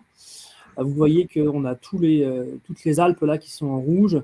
Alors là, c'est un autre effet. On est plus sur un effet en fait de perte, de fermeture de stations de ski très concrètement. Voilà, on sait que pendant la période du Covid, les stations ont fermé, donc c'est une perte massive pour ces stations en termes de touristes. Et naturellement, on le lit, nous, au travers les chiffres d'affaires des points de vente, puisque tous ces bassins avec une forte proportion de magasins saisonniers, du coup, ont perdu en poids de chiffre d'affaires sur cette période. On retrouve aussi les mêmes effets sur des espaces plus littoraux, avec, moi j'ai noté un petit peu les Sables d'Olonne, Agde ou la Côte d'Azur.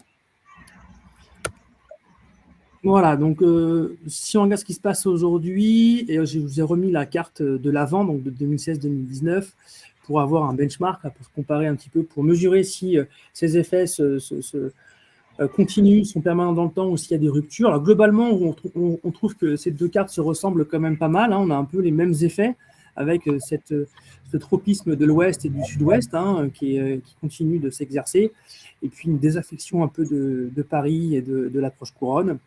On voit que les effets de la crise ne sont pas complètement terminés. On voit toujours que la frontière suisse est en difficulté. Les habitudes se sont installées, je pense, chez les Suisses et ne sont toujours pas revenus consommer en France.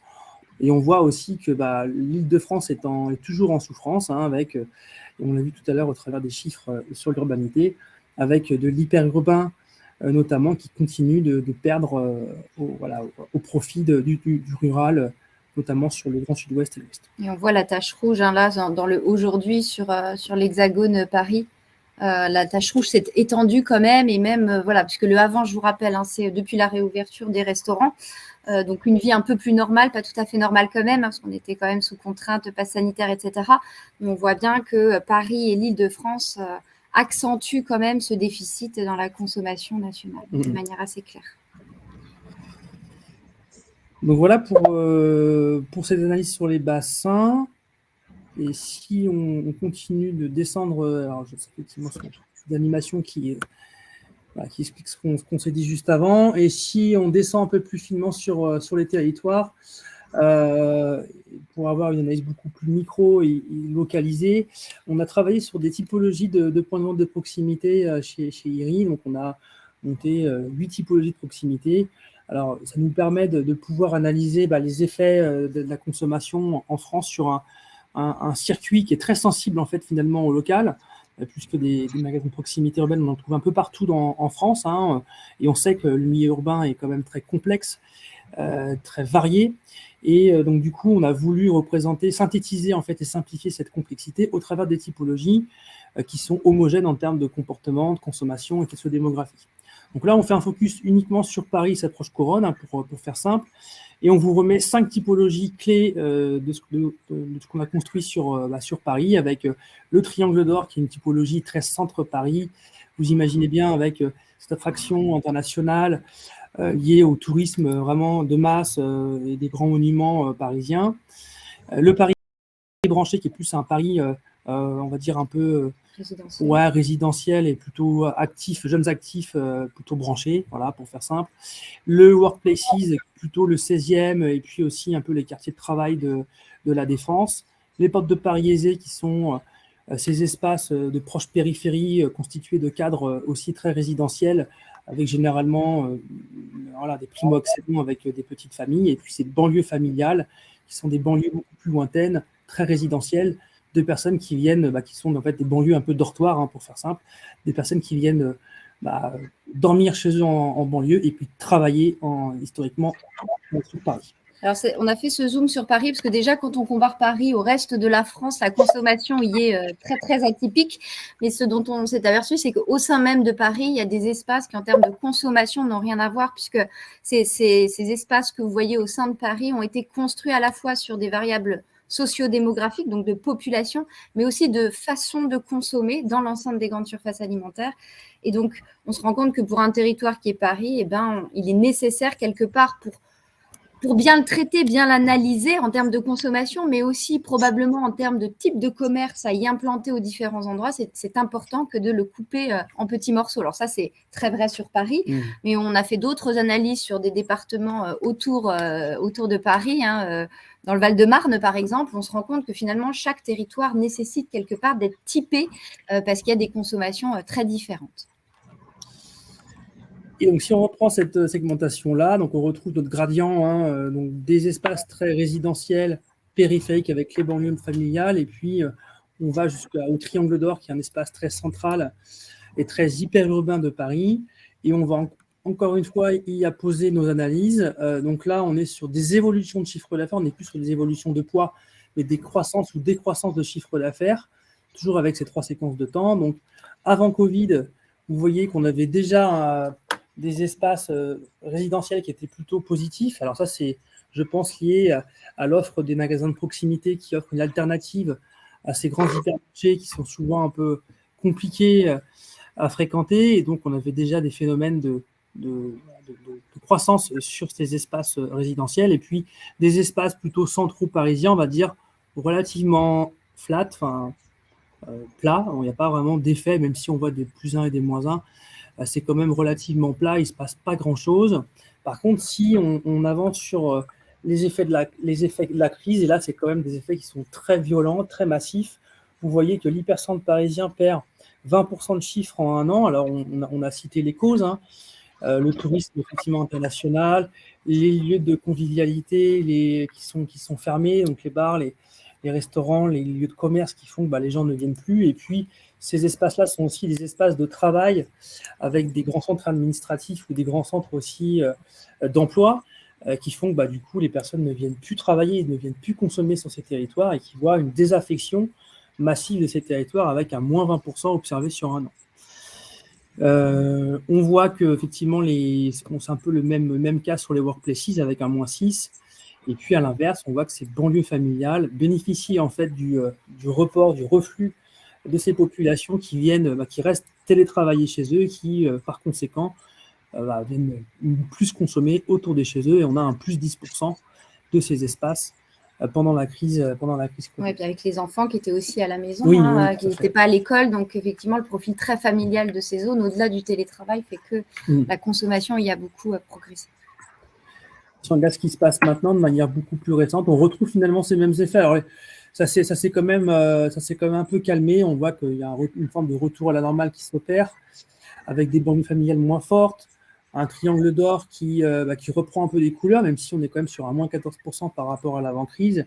Et par contre, on voit qu'effectivement, les espaces de périphérie proches, je pense aux portes de Paris aisés, aux Paris branchés, perdent du chiffre d'affaires. Alors là, deux facteurs d'explication. Le premier, c'est effectivement que ces personnes-là peut-être bénéficient aussi de résidences secondaires, n'hésitent pas à aller télétravailler en province, alors chez leurs parents peut-être, ou chez eux, dans des espaces provinciaux. Et puis, on a quand même cet aspect aussi de cannibalisation peut-être d'autres circuits de consommation qui font que ça participe aussi à la chute de ces chiffres. Et puis, on peut être typiquement, même si ce n'est pas un mouvement qui est massif, hein, cette grande démission dont on parle aux États-Unis, mais voilà, de personnes qui ont décidé de faire complètement autre chose.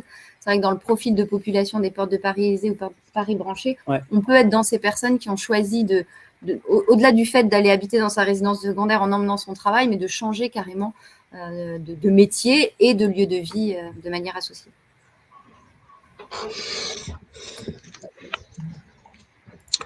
Merci beaucoup Jean-Baptiste et Émilie. Alors, beaucoup de questions et de réactions. Pascal, est-ce que vous voulez réagir avant que je prenne les questions-réactions de nos participants?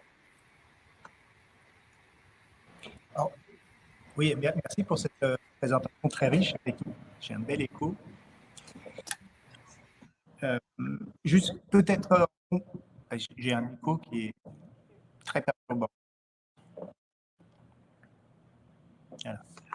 Vous m'entendez toujours? Oui. Oui. Juste peut-être je vais donner 2 chiffres complémentaires qui valident complètement ce qui vient d'être montré. Et alors du côté de l'immobilier cette fois. Et je vais vous parler de taux de vacances commerciales. Quand on regarde comment la vacance commerciale a progressé durant ces 2 dernières années, on voit en fait qu'elle s'est un peu résorbée dans les petites villes et les villes moyennes de petite taille, on va dire les villes qui font moins de 50 000 habitants.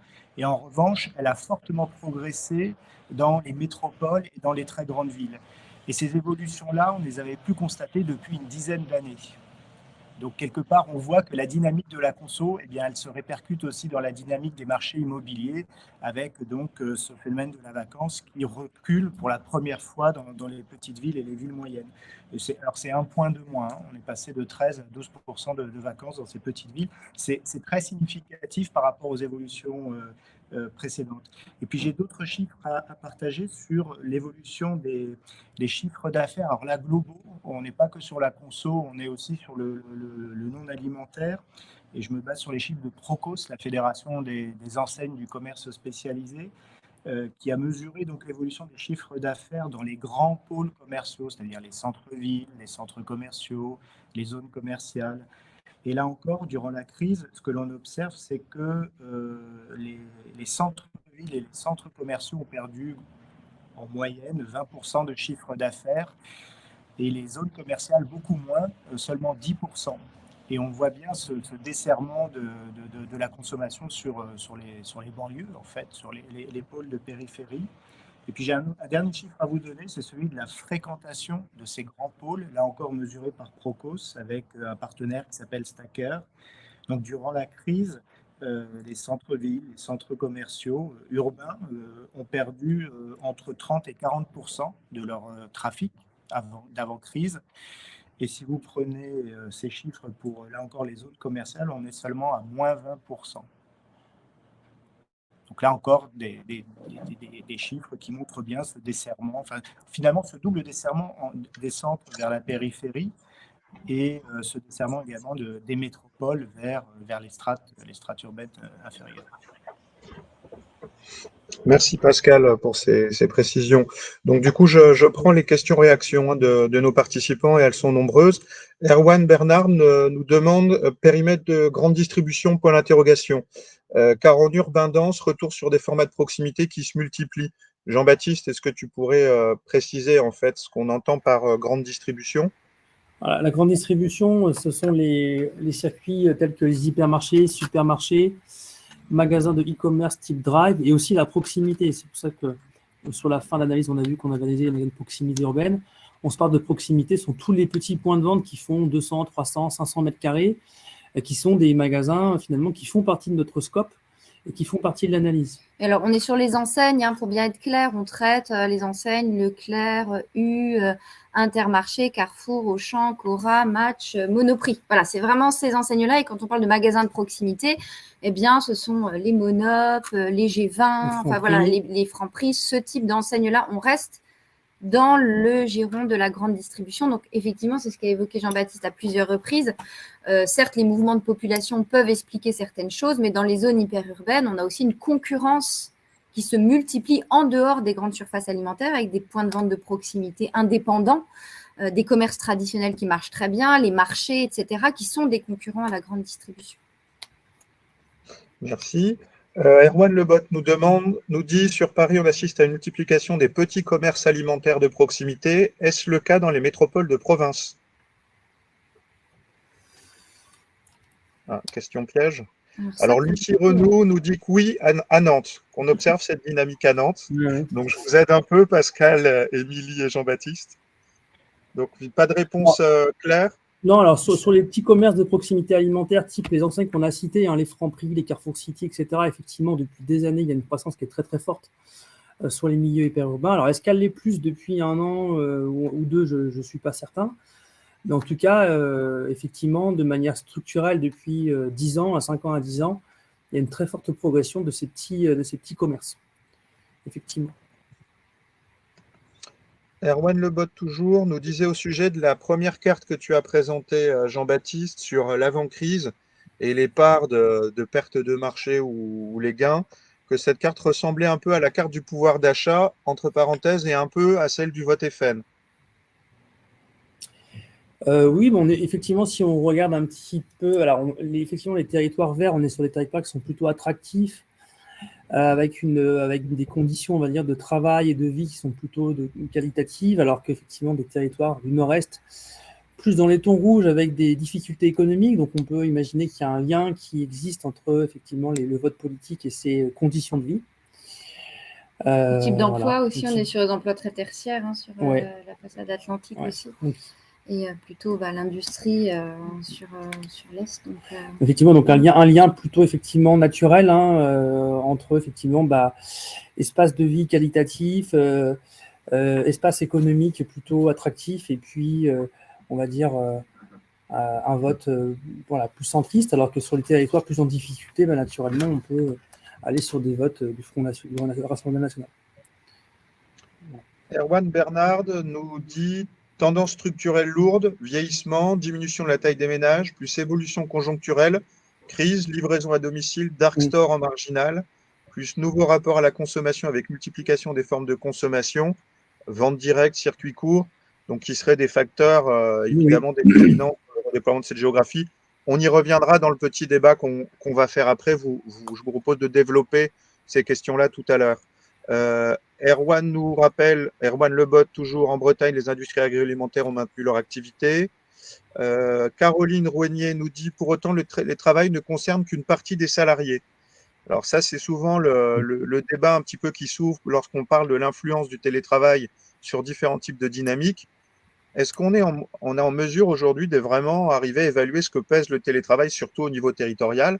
Est-ce que vous, à l'Institut IRI ou à l'Institut pour la ville et le commerce, Pascal, vous avez des éléments à travers des enquêtes qui permettraient un peu plus d'objectiver finalement où on en est du télétravail dans les territoires notamment? Alors, on n'a pas des données extrêmement précises là-dessus, c'est-à-dire qu'effectivement, tous les emplois ne sont pas profilables télétravail.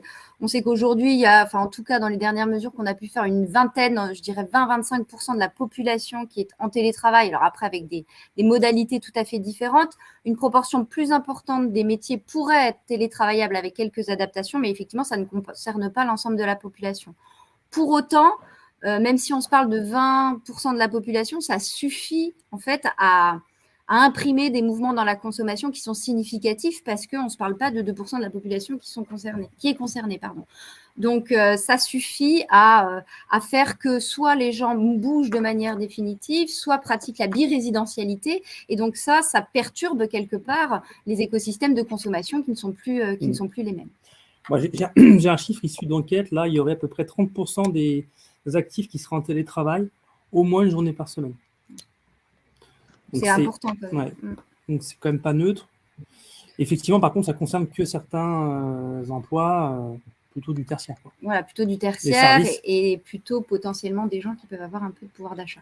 Et donc, qui peuvent imprimer dans la consommation une marque plus significative. Toujours question d'Erwan Lebot. Lors des confinements, la circulation des transfrontaliers était-elle remise en cause avec la Suisse? Ça, Jean-Baptiste, tu l'as dit effectivement. Et même il semblerait que les Suisses Et ça m'a été communiqué par un Suisse, justement, lors du webinaire qu'on a fait il y a une quinzaine de jours sur l'impact de la crise dans les territoires transfrontaliers. Les Suisses sont encore assez peu revenus consommer, semble-t-il, du côté de la frontière française, alors qu'en tout cas au Luxembourg, beaucoup de Luxembourgeois viennent à nouveau consommer du côté français. Et même, m'a-t-on dit, le foncier et l'immobilier deviennent tellement chers au Luxembourg que même des Luxembourgeois viennent vivre dans le sillon lorrain pour y trouver des logements plus accessibles. Et ils profitent en plus d'un effet pouvoir d'achat extrêmement fort.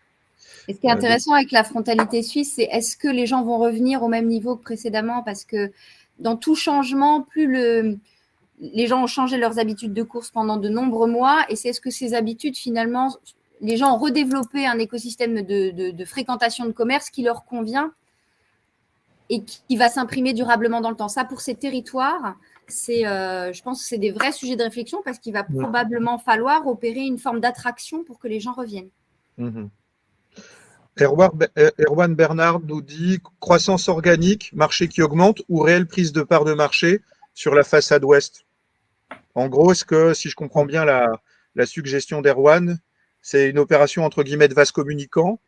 Est-ce que l'ouest prend au reste ou Je pense qu'il y a un peu les deux phénomènes qui s'exercent. On sait qu'effectivement, sur la façade ouest, on a des enseignes qui sont plutôt performantes, notamment en fait d'indépendants. Alors, nous, on est plutôt experts en grande distribution, donc on sait de quoi on parle, mais effectivement, on sait que les enseignes qui sont situées sur l'ouest, la façade ouest, on peut le citer, Intermarché, Super U, Leclerc, sont des enseignes qui vont bien et qui sont particulièrement implantées sur le Grand Ouest. Donc, effectivement, je pense qu'il n'y a pas qu'un effet de vase communicant, mais il y a aussi un effet de performance intrinsèque de ces enseignes qui participent au cadre qu'on a pu lire. Après, la consommation, je veux dire, si on oublie la parenthèse Covid où la grande distribution a capté une part très importante de la consommation, notamment de la restauration, on est plutôt sur des marchés qui se développent peu en termes de consommation parce que, comme le disait la personne, la population vieillit, donc quelque part la consommation en masse ne se développe plus énormément. Donc à ce titre-là, ça peut être de la captation au détriment d'autres régions. D'accord. Erwan Bernard, toujours. Lecture intéressante d'IRI, donc félicitations. Suggestion, il faudrait distinguer la consommation alimentaire, routine, proximité et non alimentaire de destination, où les mouvements sont très impactés par l'e-commerce. Est-ce que ça, vous êtes potentiellement en mesure de le faire à partir de vos données ou c'est des choses qui… Est-ce qu'on peut reformuler la question? En gros, c'est avoir une approche plus distinctive de la conso dans l'alimentaire et versus le non-alimentaire, qui est plus impacté notamment par le e-commerce. Ah oui, effectivement. Là, on est sur des produits grande conso, donc on est très alimentaire et hygiène beauté, et on n'analyse pas en fait. On n'a pas cette lecture non alimentaire. On n'aurait que l'analyse qui peut être faite de la consommation en grande distribution, vous savez, la partie non alimentaire des magasins. Mais on exclut naturellement tout ce qui peut se faire sur d'autres circuits et on n'a pas cette lecture-là, malheureusement. Ok. Caroline, effectivement, nous encourage à essayer de mieux mesurer le poids du télétravail, si je comprends bien. Elle nous livre un chiffre, elle avait lu 27% de télétravailleurs, mais plutôt des cadres. Alors effectivement, évidemment, suivant les catégories sociales, on a des disparités qui sont extrêmement fortes, avec des métiers qui ne sont pas télétravaillables, pardon pour ce néologisme. Alice Berthet, ils viennent seulement de limiter le télétravail exceptionnellement autorisé pendant la crise. C'est pour ça qu'on n'est pas à la fin des changements. Il peut y avoir des rééquilibrages en faveur des zones urbaines avec l'appel à retourner… Ce qu'il faut noter sur l'analyse d'aujourd'hui, on est sur les 12 derniers mois, parce qu'il nous faut des années complètes pour comparer avec l'avant. Donc les 12 derniers mois, ils courent en fait depuis mai 2022 jusqu'à juin 2021. Il y a quand même eu des effets encore liés au pass sanitaire et à des retours un petit peu du Covid, je pense, à ce qui s'est passé sur décembre, janvier, février. Donc c'est pour ça qu'on est sur une rémission en fait de la crise, mais qui n'est pas complètement terminée. Je pense que si on mène cette analyse en espérant que le Covid ne revienne pas aussi sur les prochains mois, on aura peut-être des tendances peut-être un peu plus profondes, du retour peut-être des urbains en milieu urbain. À voir, peut-être qu'il faudra remener cette étude d'ici 6 mois ou 1 an. Et puis au-delà de ça, si on se situe dans le temps un peu plus long, quel impact va avoir le changement climatique aussi sur la façon de travailler. Il se peut que le télétravail soit aussi très encouragé dans cette optique-là, à travailler davantage chez soi pour moins utiliser son véhicule. On peut avoir des contraintes à l'avenir de ce genre. Et puis pareil, le changement climatique, quand on voit les températures qu'il a fait dans le sud-ouest la semaine dernière, on a excédé les 40 degrés, ça peut être de nature aussi à perturber ces mouvements de consommation qui se portent sur le sud-ouest du territoire. Et de nouveau, on peut imaginer pourquoi pas créer des mouvements de consommation positifs vers des espaces plus ruraux, mais plus hauts en termes de latitude, vers le nord du pays. Donc voilà, ça c'est des mouvements qui vont se faire sur le temps long aussi, mais qui peuvent un peu contredire ce qu'on observe là. Et puis on peut rajouter aussi les effets de la crise un peu économique qui viennent aussi participer à ces mouvements, avec le prix de l'essence qui augmente, les gens qui se déplacent aussi peut-être moins, qui consomment moins, qui vont venir un peu bouleverser aussi ces analyses dans le temps.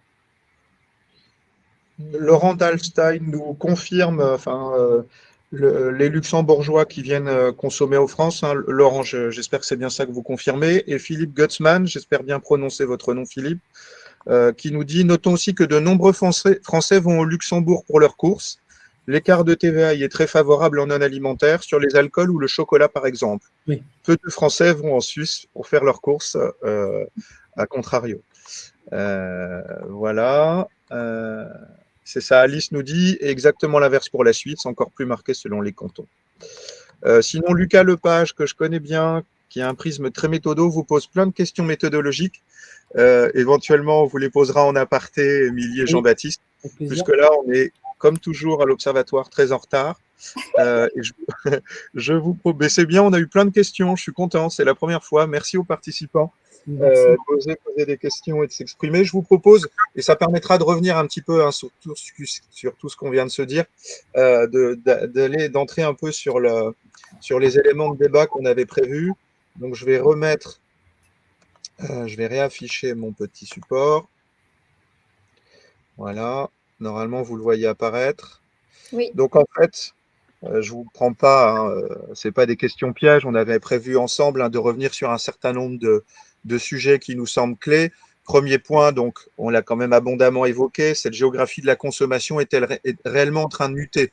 Donc, comment se réorganise l'offre et la demande au niveau territorial? On l'a vu notamment, il y a une forme entre guillemets de transfert qui se fait des espaces urbains vers les espaces ruraux. Donc, la question qui peut se poser, c'est quelle implication pour les territoires et les acteurs du commerce? Autre élément que vous avez déjà abordé, cette réorganisation vous semble-t-elle durable et notamment plutôt profitable donc aux périphéries et territoires ruraux? Et on l'a beaucoup évoqué, quel rôle joue le télétravail dans ce mouvement et ses effets sont-ils durables? Donc voilà, si Pascal, Émilie, Jean-Baptiste, vous pouvez synthétiser un petit peu ce qu'on a essayé de se dire déjà à travers les différentes cartes, ce serait très bien par rapport à ces questionnements.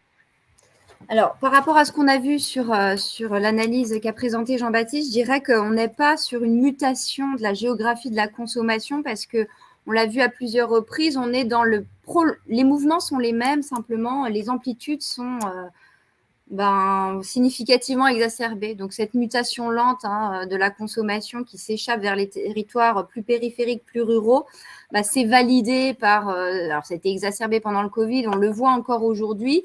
Voilà, donc pour moi, pas de mutation, mais une accélération des observations précédentes parce que tout simplement, il y a des facteurs qui favorisent ces mouvements-là. Avant, globalement, c'est les retraités qui faisaient le gros de la variation de la consommation sur le territoire. Là, on a des actifs qui viennent s'ajouter et donc, ça fait ces amplitudes que l'on voit plus marquées. Donc, le télétravail, on a parlé de son impact. Maintenant, c'est ce que je vous disais, moi, dans un horizon plus lointain, je pense que le changement climatique peut bouleverser cette géographie de la consommation de manière un petit peu différente. Oui, toujours cet écho.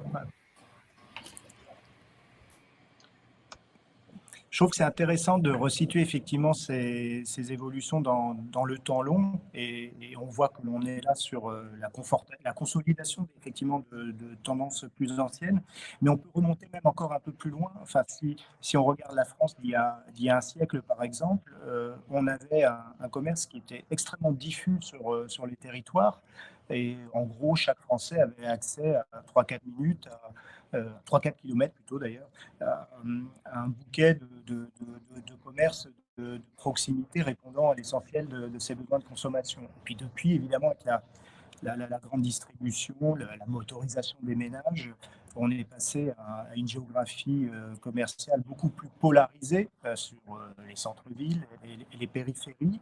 Et ce que l'on voit là, c'est une sorte de desserrement, enfin, je ne sais pas si on peut parler de dépolarisation, mais en tout cas de rediffusion, de desserrement de l'équipement commercial par rapport à la carte du peuplement.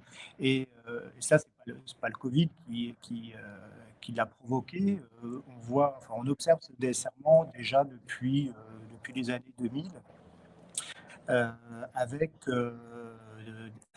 notamment la progression du parc des supermarchés, et de ces fameuses zones de chalandise à 15 minutes et non plus à 20-30 minutes. Est-ce que est-ce que par la suite, ces mouvements-là vont se renforcer encore? Moi, ce que je vois du côté en tout cas des politiques publiques, c'est que l'on est clairement dans cette orientation. Il y a de plus en plus de collectivités qui aujourd'hui veulent travailler avec j'allais dire les circuits courts, pas tant que ça, mais en tout cas plutôt les acteurs indépendants. Et puis sinon des acteurs plus ancrés sur le territoire et travaillant donc sur des zones de chalandise beaucoup plus réduites. On le voit dans les politiques municipales et je pense que un programme national de revitalisation des cœurs de ville dans sa version 2 est en cours de préparation et pour y avoir un petit peu contribué, on voit que les orientations à venir dans les prochaines politiques nationales de redynamisation commerciale vont être sur ces logiques de réancrage territorial du commerce sur des zones plus réduites et avec des acteurs, si possible, plus locaux. Donc on peut assister à cette présentation-là. Moi, je pense qu'il y a un autre facteur qui n'a pas été évoqué aussi, c'est que depuis les années 2000, donc la consommation a évidemment progressé, mais les surfaces commerciales ont progressé encore plus vite. Et si bien qu'aujourd'hui, les rendements notamment des grandes surfaces, le volume de chiffre d'affaires produit au mètre carré par les magasins a beaucoup réduit, a beaucoup diminué en 20 ans. Et on peut dire aujourd'hui que l'on est en situation quasiment de surcapacité de vente, de suréquipement commercial par rapport aux besoins de consommation des territoires. J'ai juste quelques chiffres pour essayer de démontrer ça. C'est que entre 2000 et 2020, la conso est passée de 600 milliards de 600 à 930 milliards. Elle a augmenté de quasiment 50%. Quand dans le même temps, les surfaces, elles, ont doublé en fait. Doublement des surfaces pour une conso qui, évidemment, n'est pas tout à fait en rapport.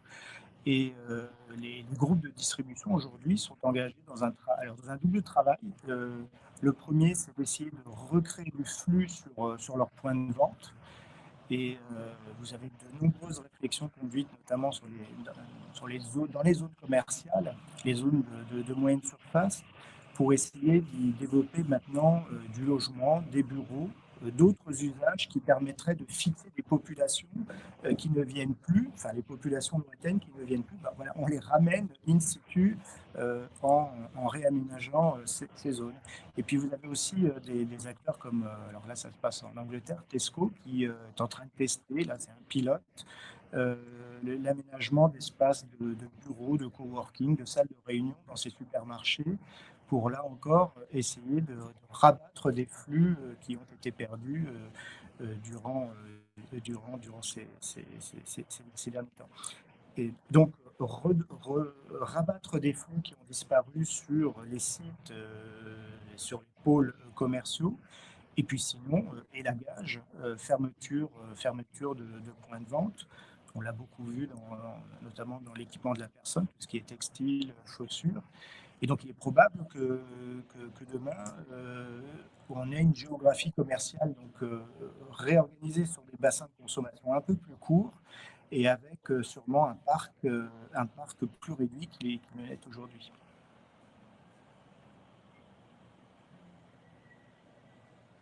Merci Pascal. Deuxième questionnement qu'on avait évoqué, qui renvoie peut-être à des tendances vraiment plus de fond, c'est les nouvelles pratiques de consommation, hein, dont on entend beaucoup parler, notamment le profane que je suis sur les sujets, sur ce sujet, lit pas mal de choses dans la presse. Donc, quelles sont les tendances de fond que vous observez? Est-ce que là encore, finalement, la crise du Covid a été un accélérateur de tendance? Y a-t-il vraiment des évolutions de fond qui se dessinent avec un retour en magasin, la recherche de proximité, le bio, enfin voilà, toutes ces choses-là. Et là encore aussi, je vois bien hein, que dans les échanges que moi je peux avoir avec les élus de territoire ou leurs agents, toujours cette question aussi sur le e-commerce et ses effets. Est-ce que là, quels sont les éléments que vous percevez et quelles tendances vous envisagez? Alors, la crise sanitaire, elle a fait changer un peu les gens dans leur lieu de course principal. On leur a posé la question, on leur a dit, est-ce que aujourd'hui, donc là, c'était à la fin de l'année 2021, est-ce que votre lieu de course principal, il a changé par rapport à avant la crise sanitaire? Et on a 20% des Français, donc un Français sur 5 qui nous dit, oui, aujourd'hui, je ne fais plus mes courses alimentaires dans le même lieu que précédemment. Et quand on leur demande mais pourquoi, la réponse principale, c'est parce que j'achète davantage en proximité. C'est-à-dire que cette crise quand même sanitaire, hein, c'est un peu la crise du renfermement sur soi à l'échelle européenne, nationale, régionale et puis nos vies. Hein, on a passé beaucoup plus de temps chez nous et encore aujourd'hui, on passe plus de temps chez nous, notamment avec le télétravail pour ceux qui le pratiquent. Et donc, on voit bien qu'elle a engagé, déjà, dans un premier temps, je dirais de manière contrainte, hein, si on se remet sur le premier confinement 2020, alors même si on avait le droit de franchir le kilomètre pour aller faire ses courses alimentaires, beaucoup de Français n'ont pas pris cette option, n'ont pas compris que c'était autorisé pour les courses alimentaires d'aller plus loin. Donc, ils ont développé quelque part un chemin de course hein, autour de chez eux. Et ça a été favorable aux magasins de proximité de la grande distribution. Ça a été très favorable aux achats en ligne alimentaires. Et puis, ça a été aussi très favorable à tous les commerces traditionnels, donc boucherie, boulangerie, etc. Maintenant, 1 an et demi après le démarrage de la crise sanitaire, 2 ans même maintenant, on peut dire, ce que l'on observe, c'est que cette habitude d'acheter autour de chez soi, elle est quand même restée. C'est-à-dire ce qui a été fait dans un premier temps sous joug de cette contrainte du kilomètre, les gens ont redécouvert probablement leur écosystème en termes de commerce, je parle alimentaire, hein, toujours, autour de chez eux. Et même si on n'est plus sur les croissances exponentielles que l'on a connues en 2020, les commerces traditionnels de bouche se portent plutôt encore très bien et ont engrangé une croissance par rapport à l'avant-crise qui reste très importante. Donc cet aspect de proximité, il est fort. Et je dirais que les mouvements de population dont on parle tout à l'heure, ils ont une implication aussi sur ce que ces magasins doivent proposer en termes d'offres de produits. Forcément, des migrations de populations très urbaines dans des espaces plus ruraux, c'est quelque part, en tout cas dans un premier temps, les gens emmènent avec eux leurs pratiques de consommation. Et donc, ça tente potentiellement à retrouver dans l'offre commerciale du territoire sur lequel ils arrivent des signes de leur consommation précédente. Donc, c'est à la fois les produits qui sont proposés, mais aussi les commerces, les types de commerces qui sont proposés, les types de services qui sont proposés, comme la livraison à domicile de plats de restaurant, par exemple, l'offre de restauration. Donc, voilà, ces mouvements de population, ils doivent engager les différents acteurs du commerce à se dire, est-ce que ma population sur mon territoire, elle a été modifiée? Est-ce que j'ai gagné quelque part des habitants que je n'avais pas avant? Est-ce que je stocke des télétravailleurs que je ne stockais pas avant? Et dans quelle mesure je dois adapter mon offre commerciale à cette nouvelle population? Donc, ça ne révolutionne pas tout, hein, ces changements géographiques de la consommation, mais c'est en tout cas un tamis, je trouve, qui est intéressant pour les différents acteurs du commerce de se dire comment je dois faire évoluer ou pas d'ailleurs, au regard des mouvements récents, mon offre commerciale. Pascal, un complément peut-être? Oui, alors peut-être. Olivier, est-ce que vous pouvez peut-être couper votre micro pour que je n'ai pas l'écho de ma voix?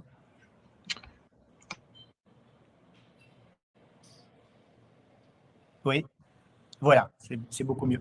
Merci.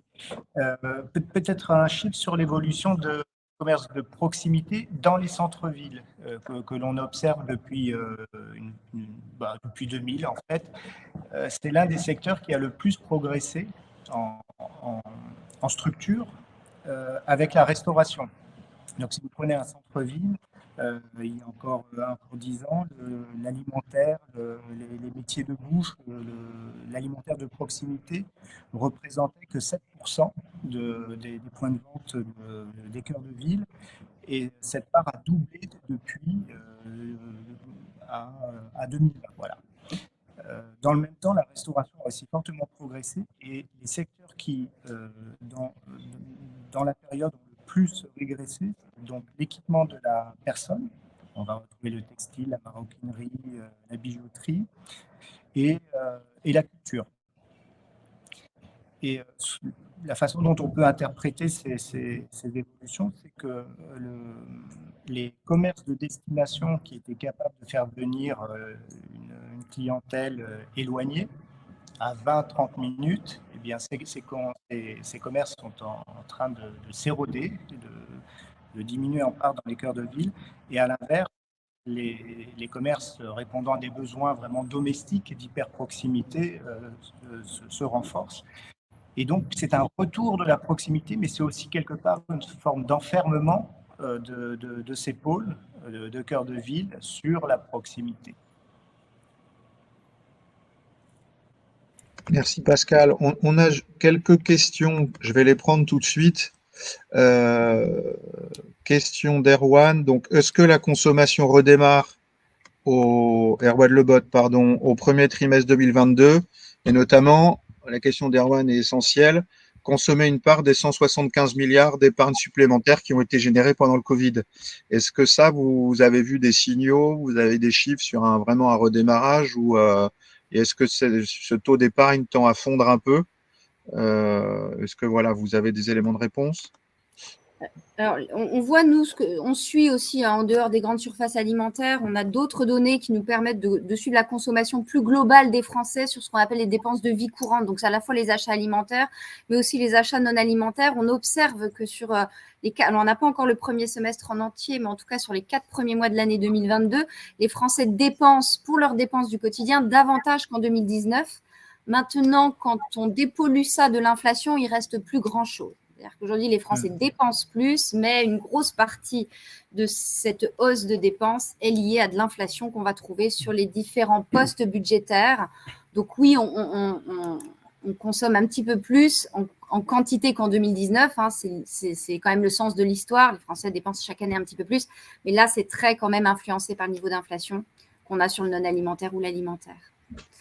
Et il y avait une question d'une personne sur les gens retournent en hyper et en supermarché. Alors, ce qui est intéressant avec le format magasin de proximité que nous, on évoque avec Jean-Baptiste, hein, qui sont ces points de vente de grande surface alimentaire, mais qui sont des petites surfaces, du coup, proches des habitations, c'est le seul format qui continue à bien se porter à court terme, c'est-à-dire que les hyper, les supermarchés, le e-commerce subit un contre-coup, puisque ça fait 1 an que la restauration a rouvert, donc tout le surplus de consommation qu'avaient gagné les grandes surfaces s'échappe assez logiquement du fait de cette rouverture de la restauration. Le seul circuit qui continue de progresser, ce sont les magasins de proximité, que ce soit la proximité rurale ou la proximité urbaine. Donc, il y a des Français qui se tournent, qui continuent à aller dans ces points de vente-là parce qu'ils vivent davantage autour de chez eux. Néanmoins, c'est vrai que le trafic magasin en hyper et supermarché, il est plus élevé cette année qu'il ne l'était l'année dernière parce qu'on a aussi beaucoup moins de contraintes. Hein. Il faut se souvenir que sur les premiers mois de l'année 2022, on avait des centres commerciaux, des très grands centres commerciaux qui étaient fermés avec des hypermarchés qui étaient plus difficilement accessibles. Donc voilà, aujourd'hui, les gens retournent en magasin physique, mais continuent aussi à fréquenter la proximité. Merci, Émilie. Pascal, si vous ne réagissez pas par rapport à ça, je vous propose, le temps commence à être contraint et limité. Je vous soumets, Jean-Baptiste, Émilie, Pascal, les deux dernières questions et je vous demanderai d'essayer d'y répondre de manière synthétique, toutes mes excuses. Donc, cette histoire de la consommation en ligne, évidemment, qui préoccupe beaucoup de territoires. Quelles sont ces tendances de fond dans les grandes lignes et dans quelle mesure ça vient perturber potentiellement la propension locale à consommer. Et puis, évidemment, beaucoup plus actuel, les effets de l'inflation. Émilie, tu as commencé à l'aborder. Les effets du contexte actuel. Hein. On a eu la crise en 2020, une sorte de redémarrage en 2021. avec une inflation qui a démarré fin 2021, qui s'est accentuée avec le conflit et le contexte géopolitique. Voilà, quels effets possibles de l'inflation, notamment sur les dynamiques de consommation, et potentiellement, est-ce qu'elle aura des effets différenciés suivant les territoires? Donc, Émilie, je te propose de démarrer. Pascal, ensuite. Alors, sur la consommation en ligne, c'est vrai que voilà, la part des dépenses que les Français allouent au commerce en ligne entre 2019 et 2022, on passe encore une fois sur ces dépenses de vie courante de 14 à 18% des dépenses réalisées en ligne. Donc, ça a beaucoup progressé de l'ordre de 30% quand on compare maintenant à 2019 qui est notre avant-crise. Donc, ça s'est développé sur tous les secteurs, très fortement sur l'alimentaire. Qui était un peu en retard par rapport aux non-alimentaires sur les achats en ligne. Donc ça, c'est indéniable. Ça s'est développé. Maintenant, sur les derniers mois, on observe un ralentissement du online. Forcément, encore une fois, les gens retournent, ce que je vous disais, en magasin physique. Les Français aiment quand même les magasins physiques. Et donc, naturellement, ça tasse un peu du côté des achats online, en tout cas alimentaires, sans non plus, on ne peut pas parler d'effondrement de la consommation online, mais juste d'une redescente, je dirais, d'une gestion d'un historique qui était extrêmement élevé parce que les drives, par exemple, ont engrangé 50% de croissance à 3 ans, ce qui est absolument énorme. Donc, il y a moins 5 sur la dernière année, mais quand même plus 50 sur les 3 dernières années. Donc, voilà, ça continue de progresser. Maintenant, c'est vrai que le danger, c'est d'opposer le online et le physique. Les deux ont des vraies aspérités et des vrais atouts. Le commerce physique a pour lui la proximité, le contact humain. Et donc ça, je pense que c'est des choses sur lesquelles il faut capitaliser parce que le e-commerce ne l'a pas. Bien sûr, le physique ne peut pas rivaliser avec la largeur d'offre qui est capable de proposer le online. Voilà, il y a des matchs qui ne se jouent pas. Donc, c'est comment on arrive dans les territoires à quelque part à capitaliser sur les forces des deux et à bien les imbriquer pour que l'un ne se fasse pas au détriment de l'autre. Et puis sur le sujet de l'inflation, c'est un choc. On est sur un niveau d'inflation qui excède les 5%. Forcément, ça a un impact sur la façon dont les Français achètent. Tout le monde ne peut pas absorber ce choc-là. Donc, prioritairement, tout ce qui est moins indispensable dans la vie commence à être dépriorisé et plus l'inflation va grimper, plus elle va s'installer dans le temps, plus ça va contraindre une partie importante des Français à modifier ses comportements d'achat. Donc, tout ce qui est non alimentaire, le textile, les chaussures, les sorties au restaurant, les loisirs, ça, c'est des postes qui sont plus facilement arbitrés, qui vont avoir un impact fort sur le budget des Français. L'alimentation, c'est compliqué, tout le monde doit manger, donc il y a des variables d'ajustement possibles, mais ça ne fait pas partie des postes sur lesquels les Français ont naturellement envie d'arbitrer. Néanmoins, on voit déjà des choses, nous, du côté de la consommation dans les grandes surfaces. On ne voit pas encore de réduction, parce que globalement, l'inflation, il y a deux comportements qui peuvent en découler. Soit les gens achètent moins, soit ils vont acheter moins cher. Donc, le acheter moins du côté de l'alimentation, on ne le voit pas beaucoup aujourd'hui. En revanche, acheter moins cher, ça, on le voit. C'est-à-dire des Français qui vont descendre en gamme dans les marques qu'ils achètent. J'achetais une marque nationale, une grande marque assez premium, je vais acheter une grande marque un peu moins premium. J'achetais une grande marque, je vais acheter une marque de distributeur.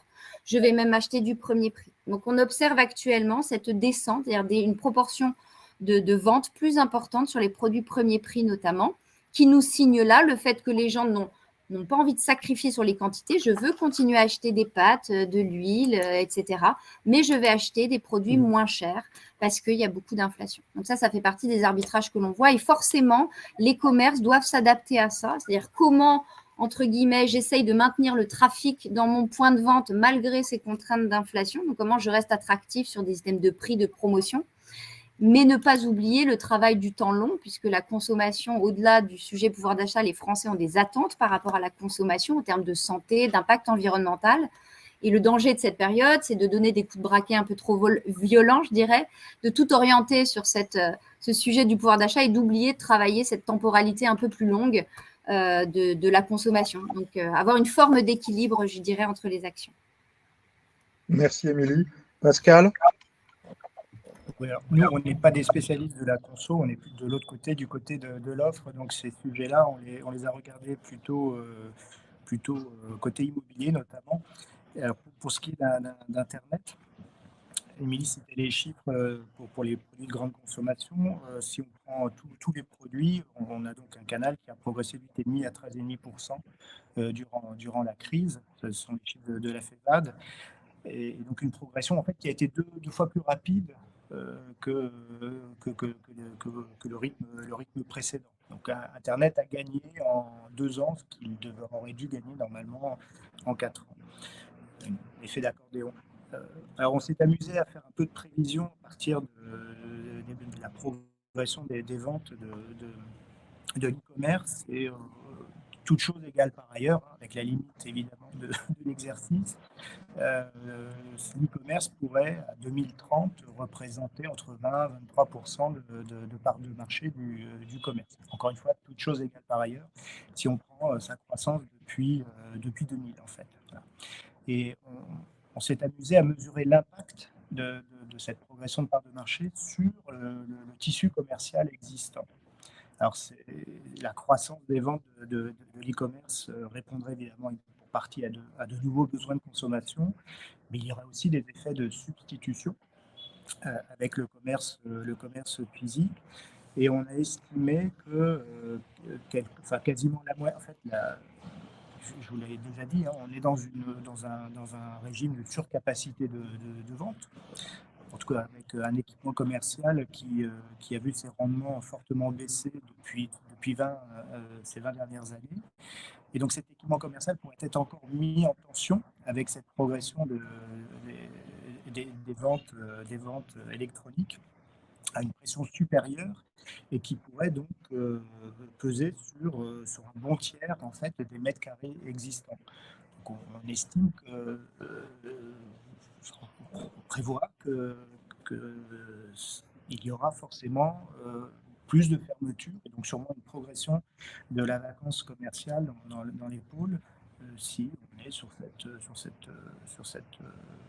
cette projection-là, sur cette évolution de l'e-commerce. Un autre point, un petit point d'éclairage sur l'impact possible de l'e-commerce sur les territoires. On s'est amusé à comparer les différents modes de vente, donc boutique, moyenne surface et plateforme, en termes de volume de chiffre d'affaires et d'emprise au sol, aussi de consommation de surface. Et donc une plateforme de 100 000 mètres carrés génère le chiffre d'affaires équivalent de 500 moyennes surface ou de 5000 boutiques. Et donc, on voit que si demain, par exemple, ce format est privilégié, il faudra aussi, évidemment penser aux externalités négatives sur le parc physique.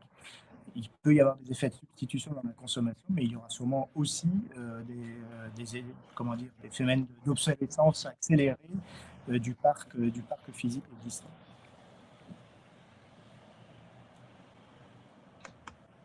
Merci Pascal pour ces éléments. Avant de conclure, je prends 2 ou 3 dernières questions, remarques.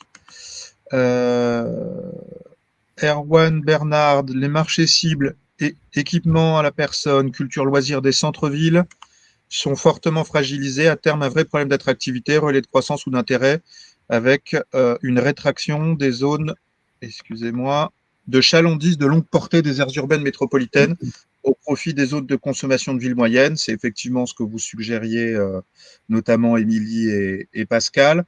Toujours Erwan nous donne un chiffre très intéressant, un ordre de grandeur. En Lorraine, visiblement, Erwan a des données qui permettaient d'estimer le poids du e-commerce. Alors en 2015, c'est un peu daté, mais c'est pas grave. Il nous dit que ça pesait à peu près 600 millions d'euros, soit le chiffre d'affaires de la ville de Nancy. Donc on voit quand même ce que peut peser effectivement de manière territorialisée ces pratiques. Et une question de Virginie, est-ce que les produits locaux et bio subissent ces arbitrages? Ça, c'était par rapport au questionnement, notamment sur les nouvelles pratiques et la consommation en ligne. Est-ce que finalement ces modifications de comportement, notamment par rapport à l'inflation, je pense, font que les arbitrages font qu'on prend moins de produits locaux et bio qui seraient plus chers? Émilie, peut-être déjà des éléments de réponse sur là-dessus? Alors oui, alors une réponse dissociée, hein, c'est pas la même chose qu'on parle des produits locaux ou des produits bio. Les produits bio, ça fait plusieurs mois que ça va pas bien en termes de vente. Donc voilà, c'est pas le lieu ici, mais il y a plein d'explications à ce recul du bio. Et il est vrai que depuis que l'inflation grimpe, la baisse de vente de bio s'accélère. C'est-à-dire que ça fait effectivement tout à fait partie de ces arbitrages. J'achetais du lait bio, je veux continuer à consommer du lait, mais j'ai plus, entre guillemets, les moyens d'acheter du bio, donc je vais revenir sur du lait conventionnel. Donc, le prix étant un frein assez important à la consommation additionnelle de bio, c'est sûr que l'inflation, quelque part, ça renforce les difficultés de ce label dans l'enceinte des grandes surfaces alimentaires. Les produits locaux, c'est pas tout à fait le même sujet. Les produits locaux sont plus haut en termes de perception qualité que le bio dans la tête des gens. Hein. C'est un des marqueurs principaux de la qualité d'un produit, c'est le fait qu'il soit local. Et ça, le local ressort bien avant le bio. Aujourd'hui, le local s'en sort plutôt mieux que la moyenne de la consommation dans l'enceinte des grandes surfaces. Maintenant, le local, c'est aussi un peu plus cher qu'un produit qui ne l'est pas. Donc, il faudra voir au long cours, quand l'inflation va s'installer et va continuer à augmenter, est-ce qu'en deuxième salve, après avoir fait des arbitrages sur le bio, les produits locaux pourraient à leur tour être arbitrés par une partie des Français? Ça peut venir, mais ça n'est pas encore le cas. Très bien, merci beaucoup. Et une dernière remarque d'Erwan Bernard, ne pas oublier l'économie de la fonctionnalité et la vente de biens d'occasion qui échappe en partie au circuit de distribution classique. Donc, effectivement, d'autres déterminants qui viennent encore complexifier l'analyse et probablement les tendances de fond. Très bien. Bah, écoutez, merci beaucoup. Hein. Merci à vous, Pascal, Jean-Baptiste, Émilie, pour vos précieux éclairages. Merci aux participants qui, une fois n'est pas coutume, ont posé beaucoup de questions. Merci à tous. Donc, on fait une petite pause estivale à l'Observatoire. On revient en septembre avec plusieurs webinaires. Un rendez-vous de l'Observatoire dont la date reste encore à fixer pour une approche assez synthétique de l'ensemble des éléments qu'on a fabriqués depuis 2 ans. Un webinaire sur l'impact de la crise sur les finances et fiscalité, donc très technique. Et d'ailleurs, l'Observatoire ne présentera rien. On aura des experts pour nous éclairer. Et un webinaire aussi sur les impacts de la crise à l'échelle territoriale sur le secteur du tourisme, lui aussi, courant septembre ou début octobre. Merci à tous et je vous souhaite une bonne journée. À très bientôt. Au revoir. Merci.